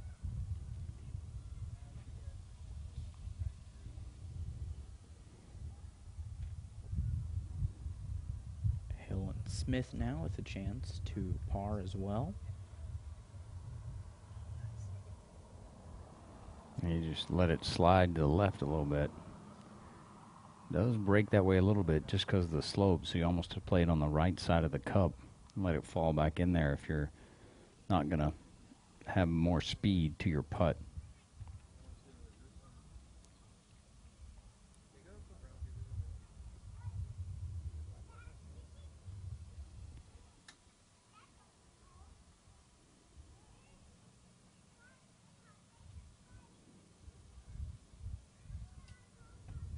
That's a great putt right there. Very good putt. So they'll finish their day at 3 over. Hale and Smith will.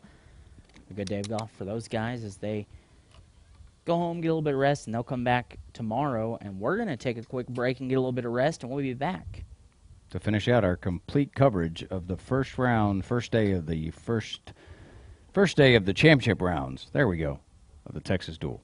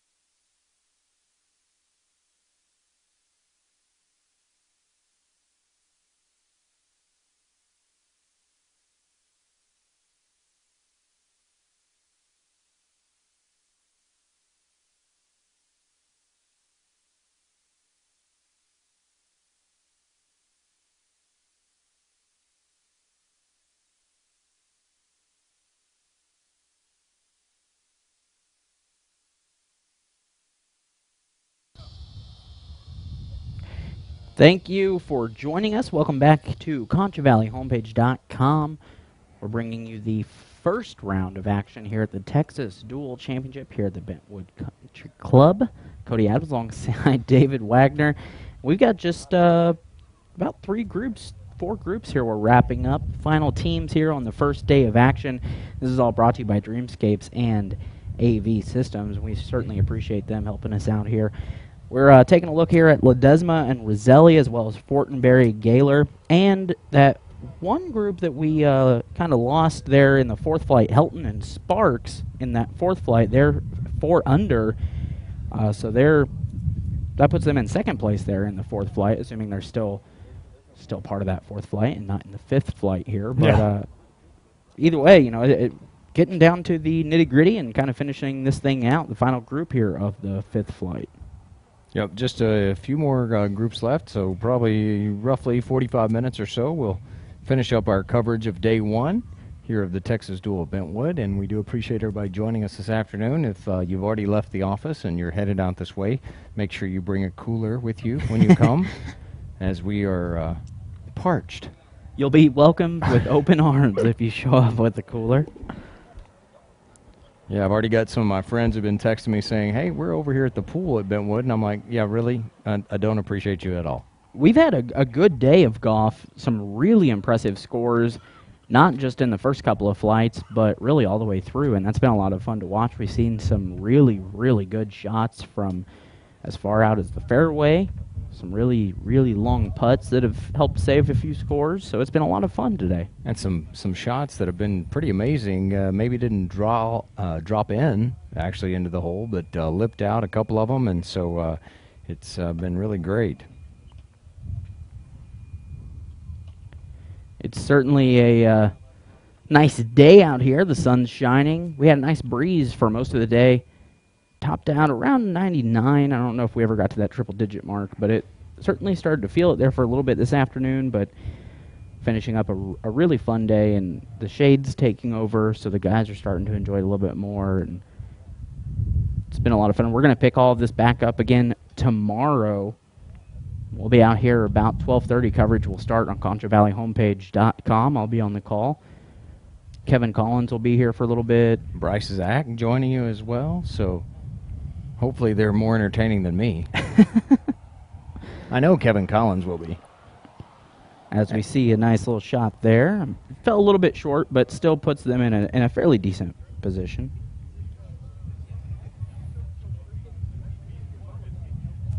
You know, it's got to be tough coming in this time of day because they teed off later in the day when it was a little hotter just after lunchtime, and have been playing through the heat all afternoon.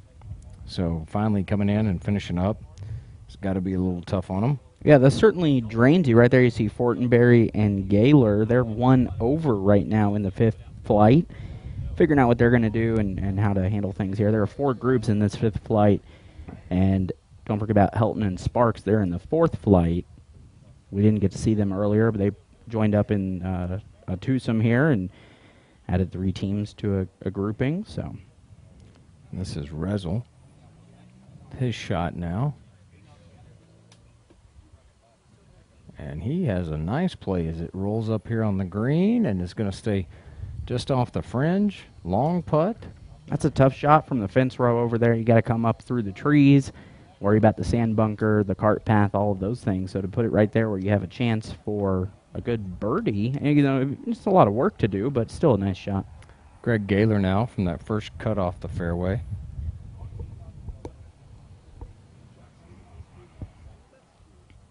Greg tried to peek at that one a little bit and took it to the left side over in front side bunker, just off in the grass over there.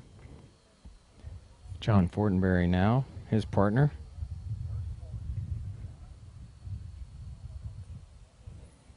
Same spot.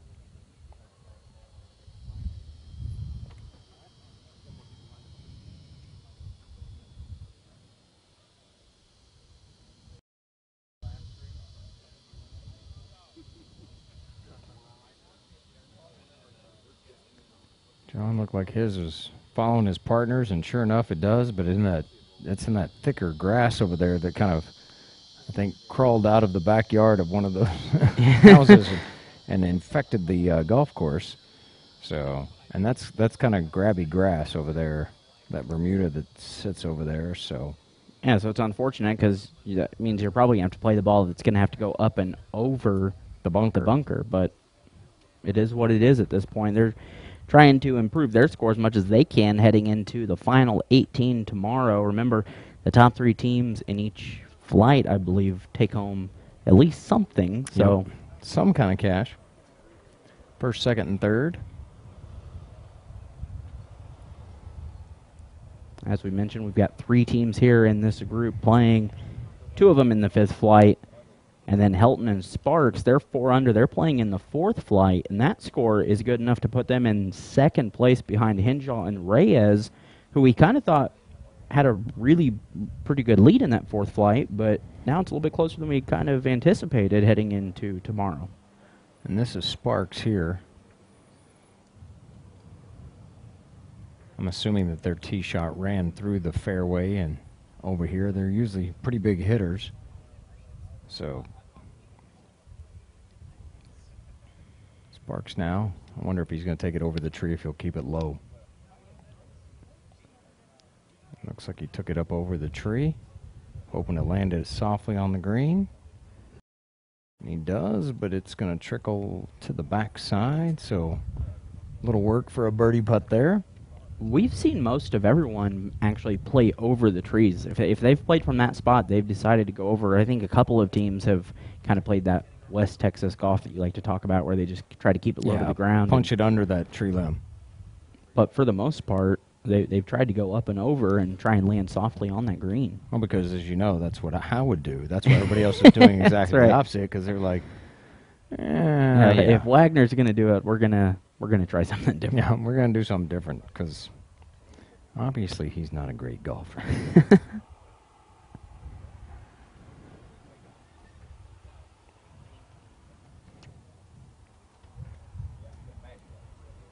And it looks like he might have either got a little bit of the ground there, maybe even got a little bit of a branch. Yeah, that one stayed out in the first cut of the fairway, about probably 60, 70 yards off the front of the green, so not much there for him.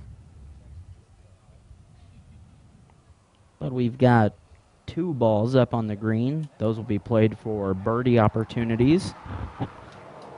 Fortenberry and Gaylor, they're just off, really in front of that first bunker over on the right-hand side of the green. As you can see, right about there, you can see the white ball sitting there. And so that's going to be a tough play for them. They're already 1 over on the day. But in this 5th flight, that kind of keeps them bunched into a good spot, really. The leader, Davis and Galasso, 2 under. They had a couple of nice shots today to save par on the 18th hole.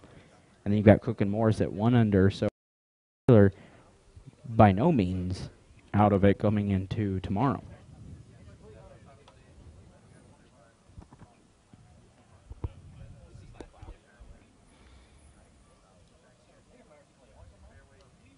And they're going to try and play it on that grass. So Gaylor and Fortenberry. There's something to be said about deciding not to go over the sand, because if you just happen to not hit it very well, yeah, then you're in a bad spot. So that grass catches you and you don't get through your swing, and then you end up in the bunker and got to come out. So Fortenberry now from the Bermuda. I always think of the Beach Boys when you say Bermuda. Or actually, that's St. Augustine. I'm lying. Look at this shot. Nice shot. I thought John had hold that out. But that strategy to play from there instead, obviously already reaping benefits on their first opportunity. Yeah.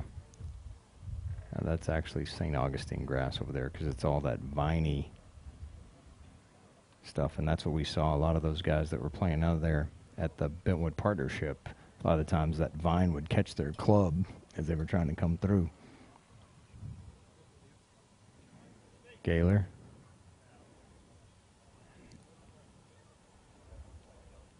That's okay, because his partner put him in a good spot there. So they will get to shoot for par from really, not an easy putt, but not Look at John Fortenberry's shot again. Just coming out of that and landing softly on there, a little more to the left, and that might have hit the pin and dropped in there.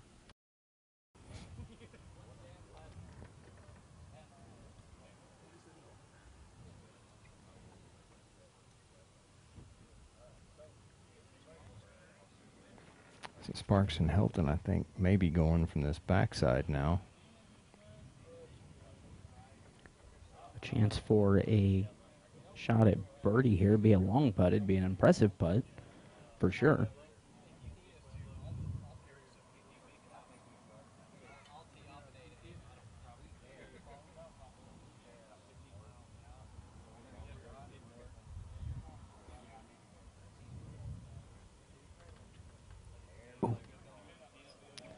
That'll roll back on that front side, as we've talked about. If you get too much speed going on it, it will keep rolling. And rolling. And rolling. He's telling partner, pick me up here, because I gave it a little too much oomph. That's things we have talked about today already, though, is that opportunity for your partner to kind of fix things if it doesn't go the way you want. A nice putt there, and it is in. A good birdie shot there.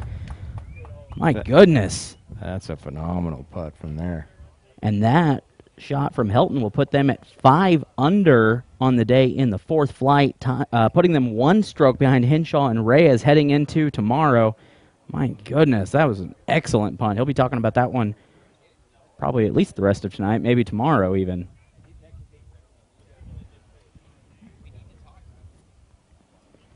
Saw what his partner did and decided, you know what? I think I know where to put that. And I'm not going to hit it that hard. Or as hard as you did. As we've got a Desma there.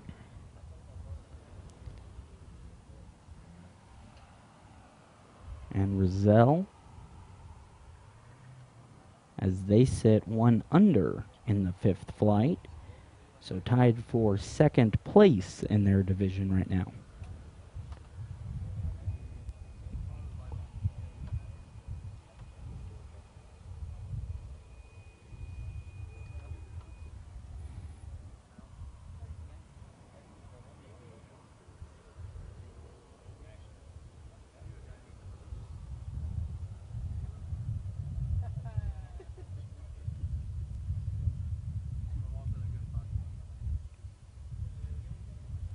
And it just didn't break like he thought it was going to, I don't think. He pushed that right through any break that it had.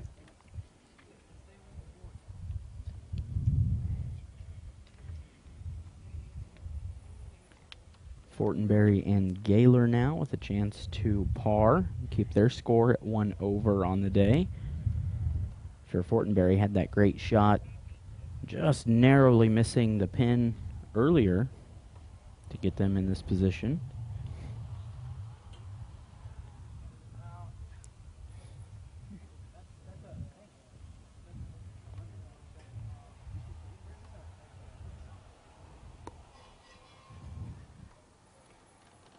Really being 1 over for the day, you really want to try to make this par and keep yourself somewhat close to opportunity for tomorrow. And we've got 18 holes for them to play tomorrow. We'll be here on the 18th hole, bringing them in to finish up as they try and win a little bit of money right here on ConchoValleyHomepage.com tomorrow here at the Texas Duel.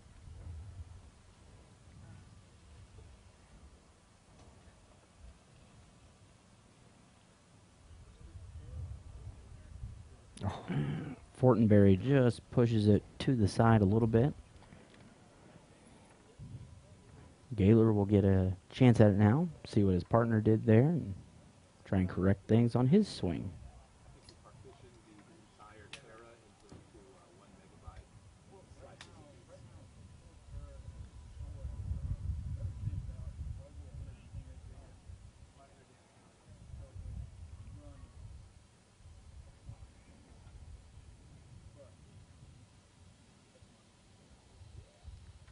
Went to the other side of it. Yep.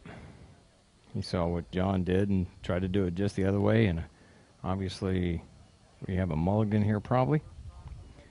as we said, so many of them did purchase mulligans, and it's a good opportunity to use it here, especially trying to stay at that 1 over.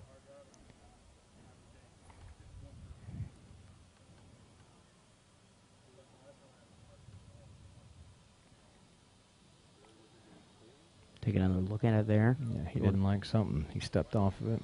Get the most of those mulligans if you pay for them. Yep.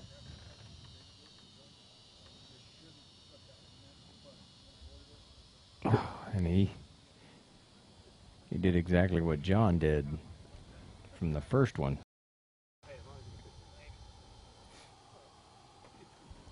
Almost exactly what he did, actually. So they will have a fairly easy shot, at least for bogey, next time around.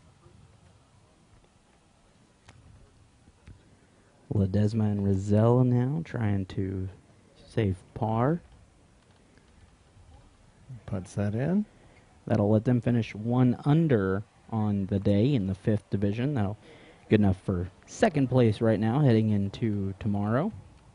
A tie for second with Cook and Morris.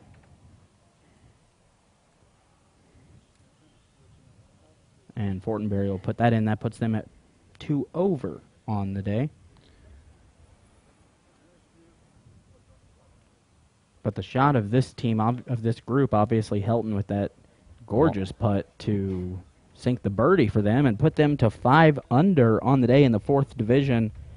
It's good enough for second place, pulls them within 1 stroke of Henshaw and Reyes in the 4th flight. Now we're going to jump into the 6th flight. And these guys they're more like scores I see most of the time. Putting up a couple of snowmans here. They're 8 over.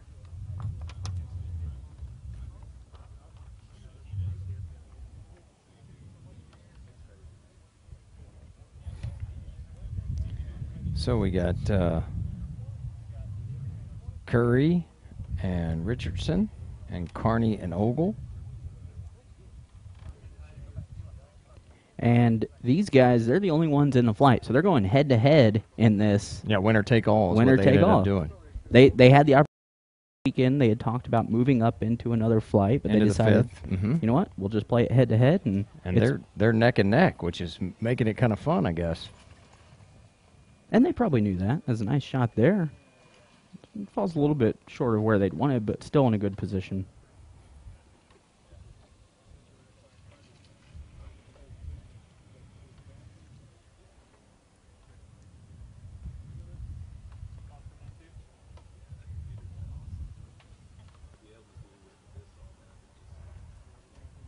And so they will probably play, I would assume, Curry's ball there.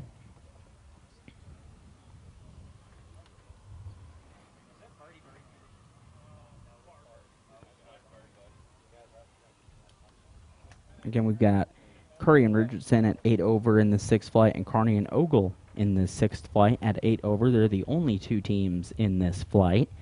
It's a winner-take-all. They've seen each other play, obviously today. They played together the whole time, and they will again tomorrow. And they know exactly where each other is, so a little pressure here. I mean, they know they're 8 over, so one good shot right here, and hit the stick. Trying to come back here and play by us. That's not quite that hot. He may have really liked that shot. That'd have been great if a 6th flight guy had drained one from the fairway. Gosh. That would have made for a instant replay, right? Carney now will take his swing at things.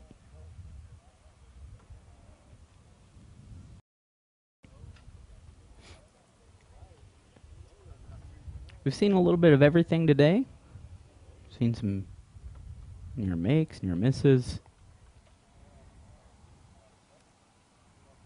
I know the beer cart girl kept missing us. So. Yeah, what's up with that?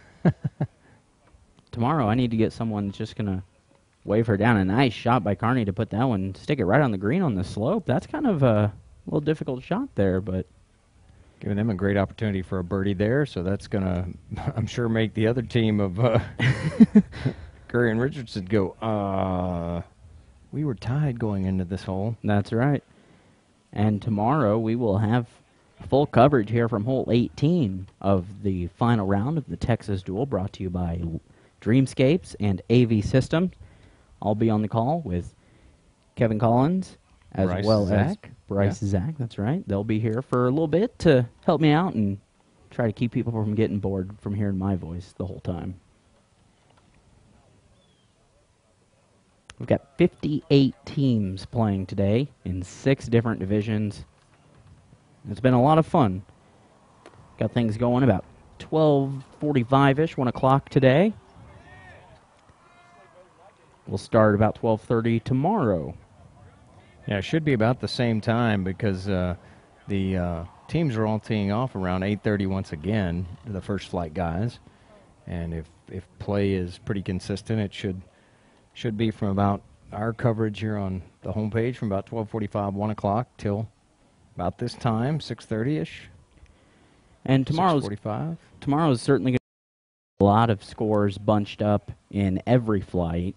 And so it's going to be a lot of guys waiting around, seeing how other people are finishing, how other teams are finishing, to find out if they're going to get to take home some money. Well, right now I think the most interesting flight is going to be this 6th flight. Yeah, absolutely. With these 4 guys, these 2 teams playing for winner take all, and them being both 8 over after day 1. Well, I mean, someone could be 7 under here in a second. That's right. They do have a birdie opportunity.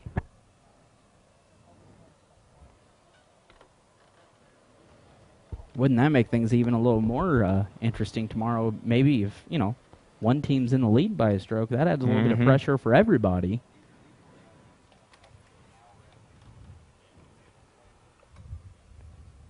Now chipping out of that fringe on the side of the bunker. Soft land, rolls up. Now maybe give his partner a better opportunity to go at it.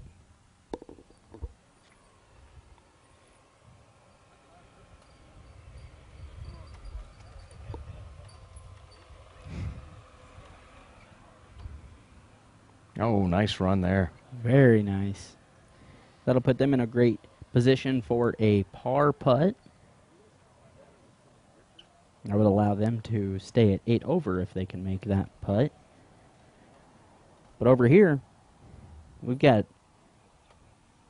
Curry and Richardson, or excuse me, Carney and Ogle with a chance to maybe take the lead here.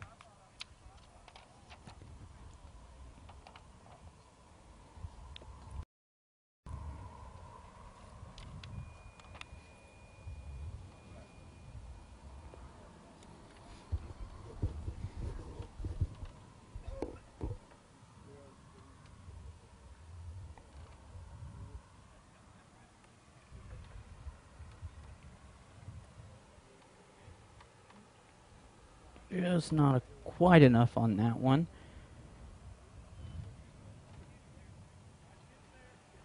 Carney will get a look at it.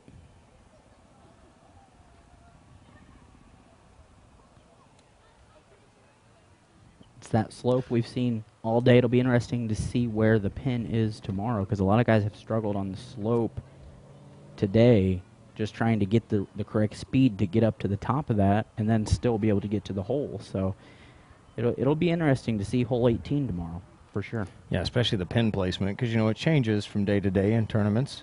So it's a good possibility it could be a tougher pin placement, maybe down on the front side somewhere. Or, sometimes they like to be a little sadistic for championship day. Nice putt there from Carney, but really kind of just ends up in the same spot on the other side. So both teams will have a chance now for a putt for par to try and keep things tied at 8 over.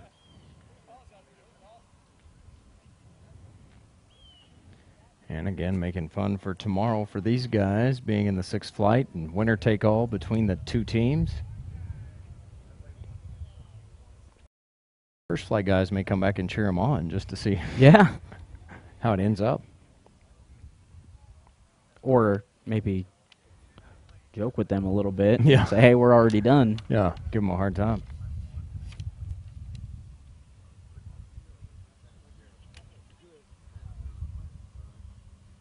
And that's a good-looking putt there. That'll make sure that they stay at 8 over on the day.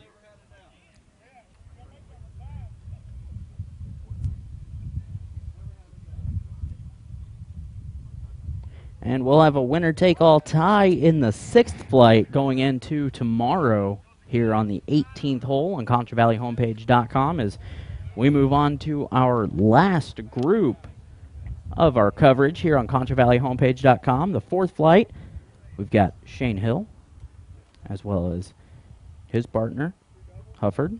They're 1 under. We've got Ward and Weber. They're 1 over in the 4th flight division. That's Ward and Weber out there in the fairway.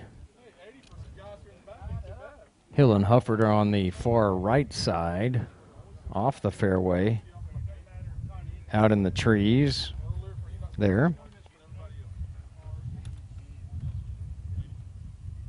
We got a little bit of everything for you coming in tomorrow. With that 6th flight, the winner take all, we've got some bunched up scores in 1st place in a bunch of flights, as well as 2nd place and 3rd place even. So it's going to be interesting come the 18th hole tomorrow in just about every flight.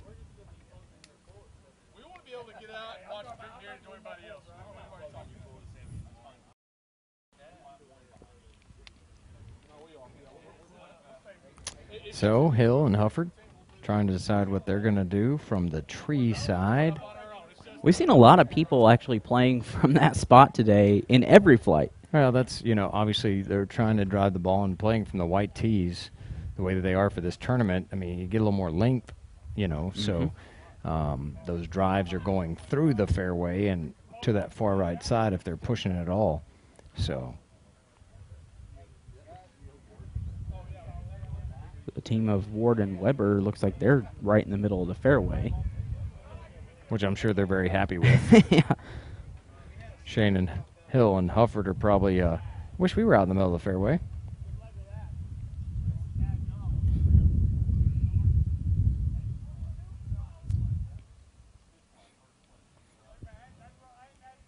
Shane Hill with his approach. And what a nice shot he hit there. Dropped it right on the green. That'll put them at a chance for a birdie, unless his partner can maybe do a little bit better. You never know.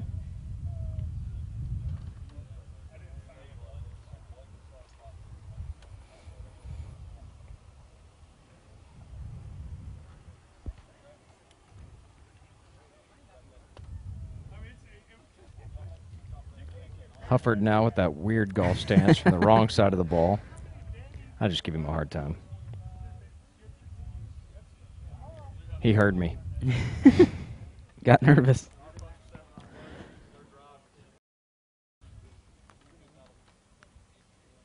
And he decided to use a different club as well. Probably asked Hill, what did you use? Because he was probably using something very similar and decided, I need just a hair more.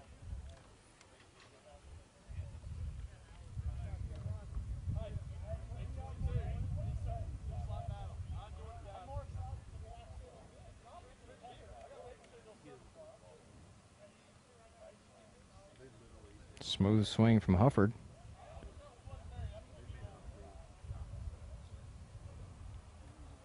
Finishes just off on that first fringe.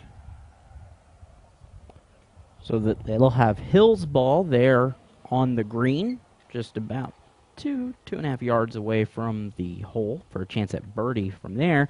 As we take a look at Ward and Weber, they're 1 over, hitting from the middle of the fairway there with a chance to improve their score. They'd like to get to even in that 4th flight heading into tomorrow if they can. I'm sure they'd like to roll one in from this position right here and get to that 1 under as quickly as possible. Yeah, that would always be good.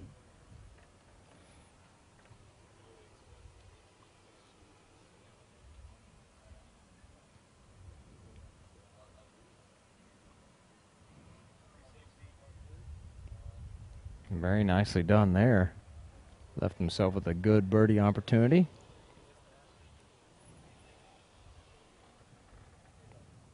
It's two balls now that have kind of stuck on the green. We haven't seen a lot of that today. A lot of guys have been putting a little bit of sometimes that's worked out. Other times it means that they're rolling back down the front side. Is take another swing at it here.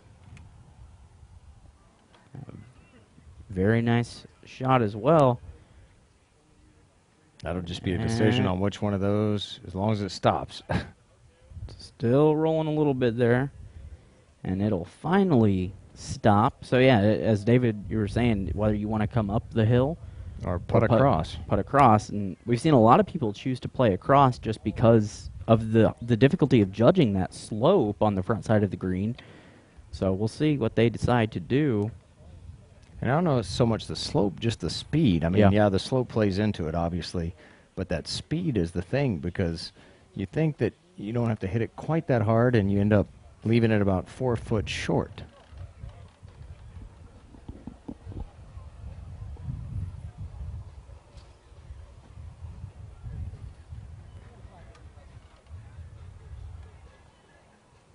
We want to thank everyone that's helped make this day possible. Our production staff has worked very hard today to make sure that you guys have the best coverage you can, as well as Dreamscapes and AV Systems for giving us the opportunity to come out here and cover this fun tournament, and the 58 teams that have been out here playing hard and putting up with the heat. Have a good time and try and win a little bit of money. The last group of the day out here on the green in this fourth flight, finishing things up.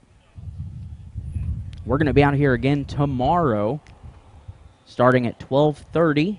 Log on to ConchoValleyHomepage.com. I'll be out here keeping you guys up to date on everything that's happening in this Texas Duel final championship round tomorrow, as all of the guys try and play some of the best golf they can to try and win a little bit of money.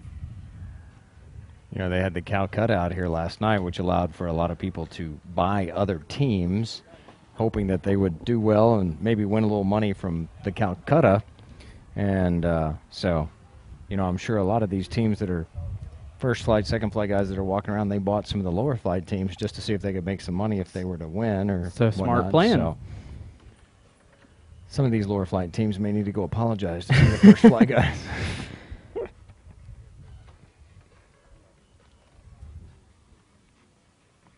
Hufford looking at how they want to play their chance at a birdie, but we're going to take a look at Ward and Weber first as they try and sink this.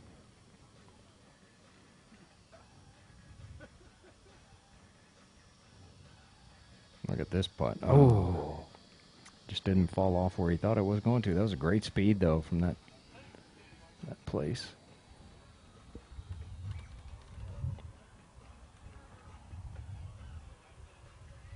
And so Weber now will take his swing at it.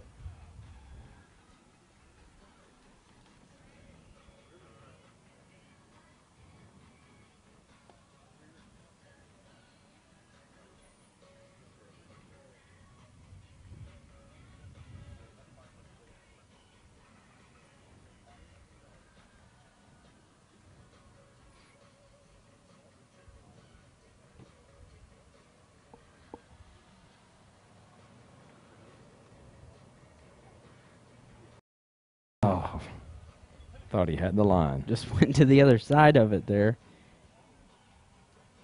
So they'll have a chance for par, try and end their day at 1 over, heading into the final round of 18 tomorrow. Hufford's pulling a John Daly out there, the cigar, and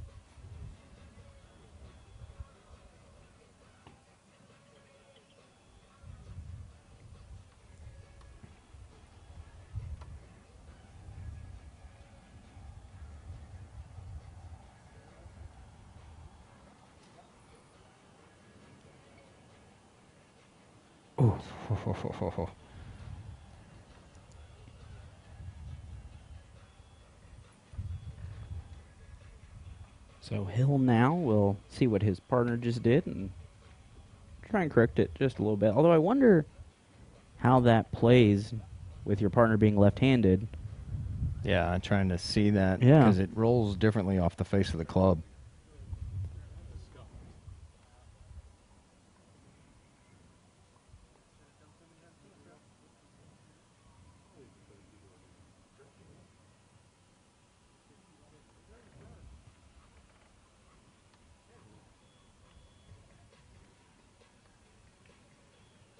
Oh.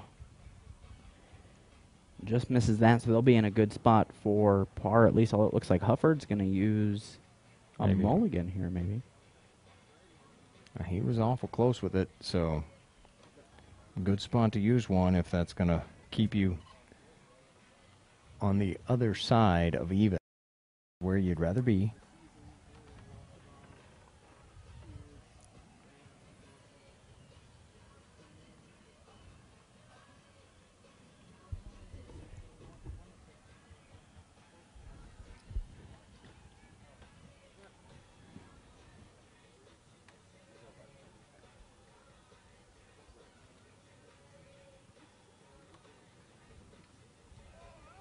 And went the other way with it this time. Well, Shane's going to use his. mulligans all the way around, right?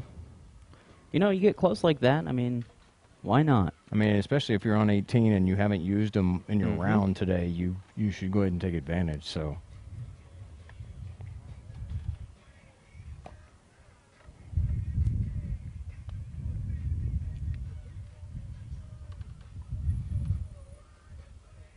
And he will get that in for the birdie putt. That'll move them to 2 under. so good use of the mulligan by Hill.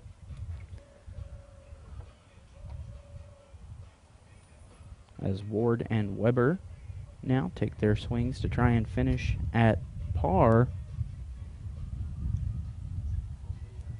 And he will do just that. They'll finish their day at 1 over on the day, as we will take a quick break here from the Texas Duel on ConchoValleyHomepage.com, brought to you by Dreamscapes and AV Systems. We'll be right back to wrap things up.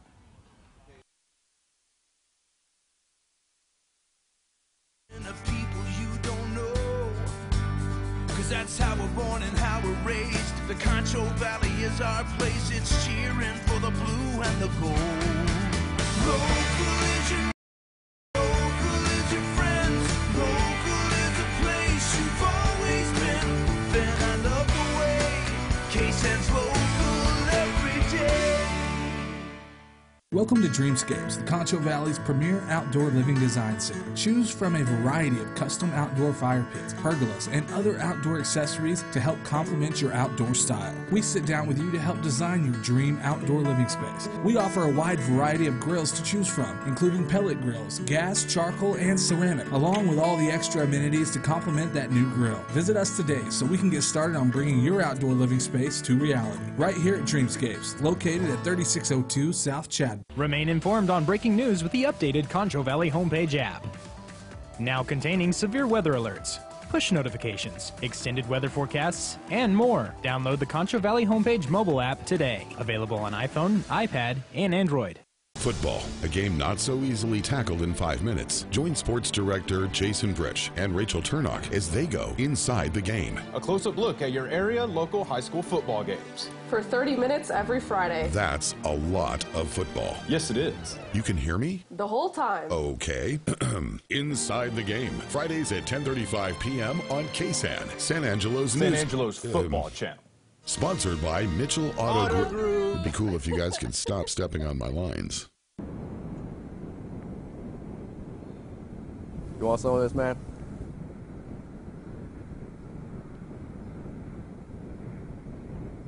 Man, I knew I shouldn't have gotten the extra large.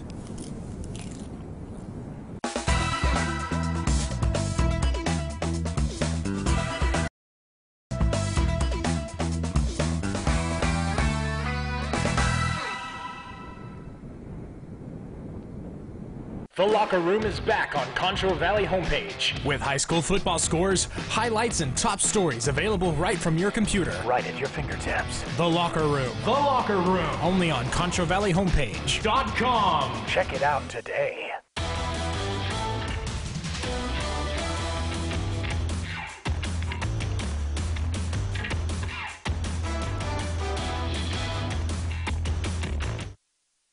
Welcome back here to ConchoValleyHomepage.com as 58 teams have come and gone for the first round of the Texas Duel here at the Bentwood Country Club.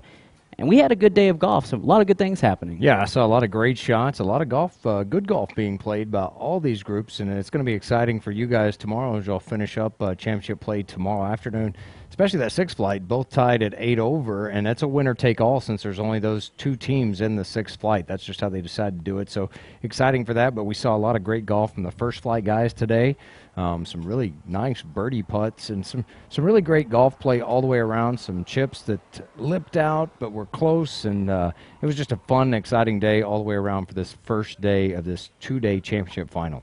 We got a lot of scores bunched up coming into tomorrow. We'll be right here starting at 12:30 on ConchoValleyHomepage.com from the 18th hole to wrap things up and see who's going to take home some money. If you want to see the scores for the final rounds of today, you can go to TexasDuel.com and see those.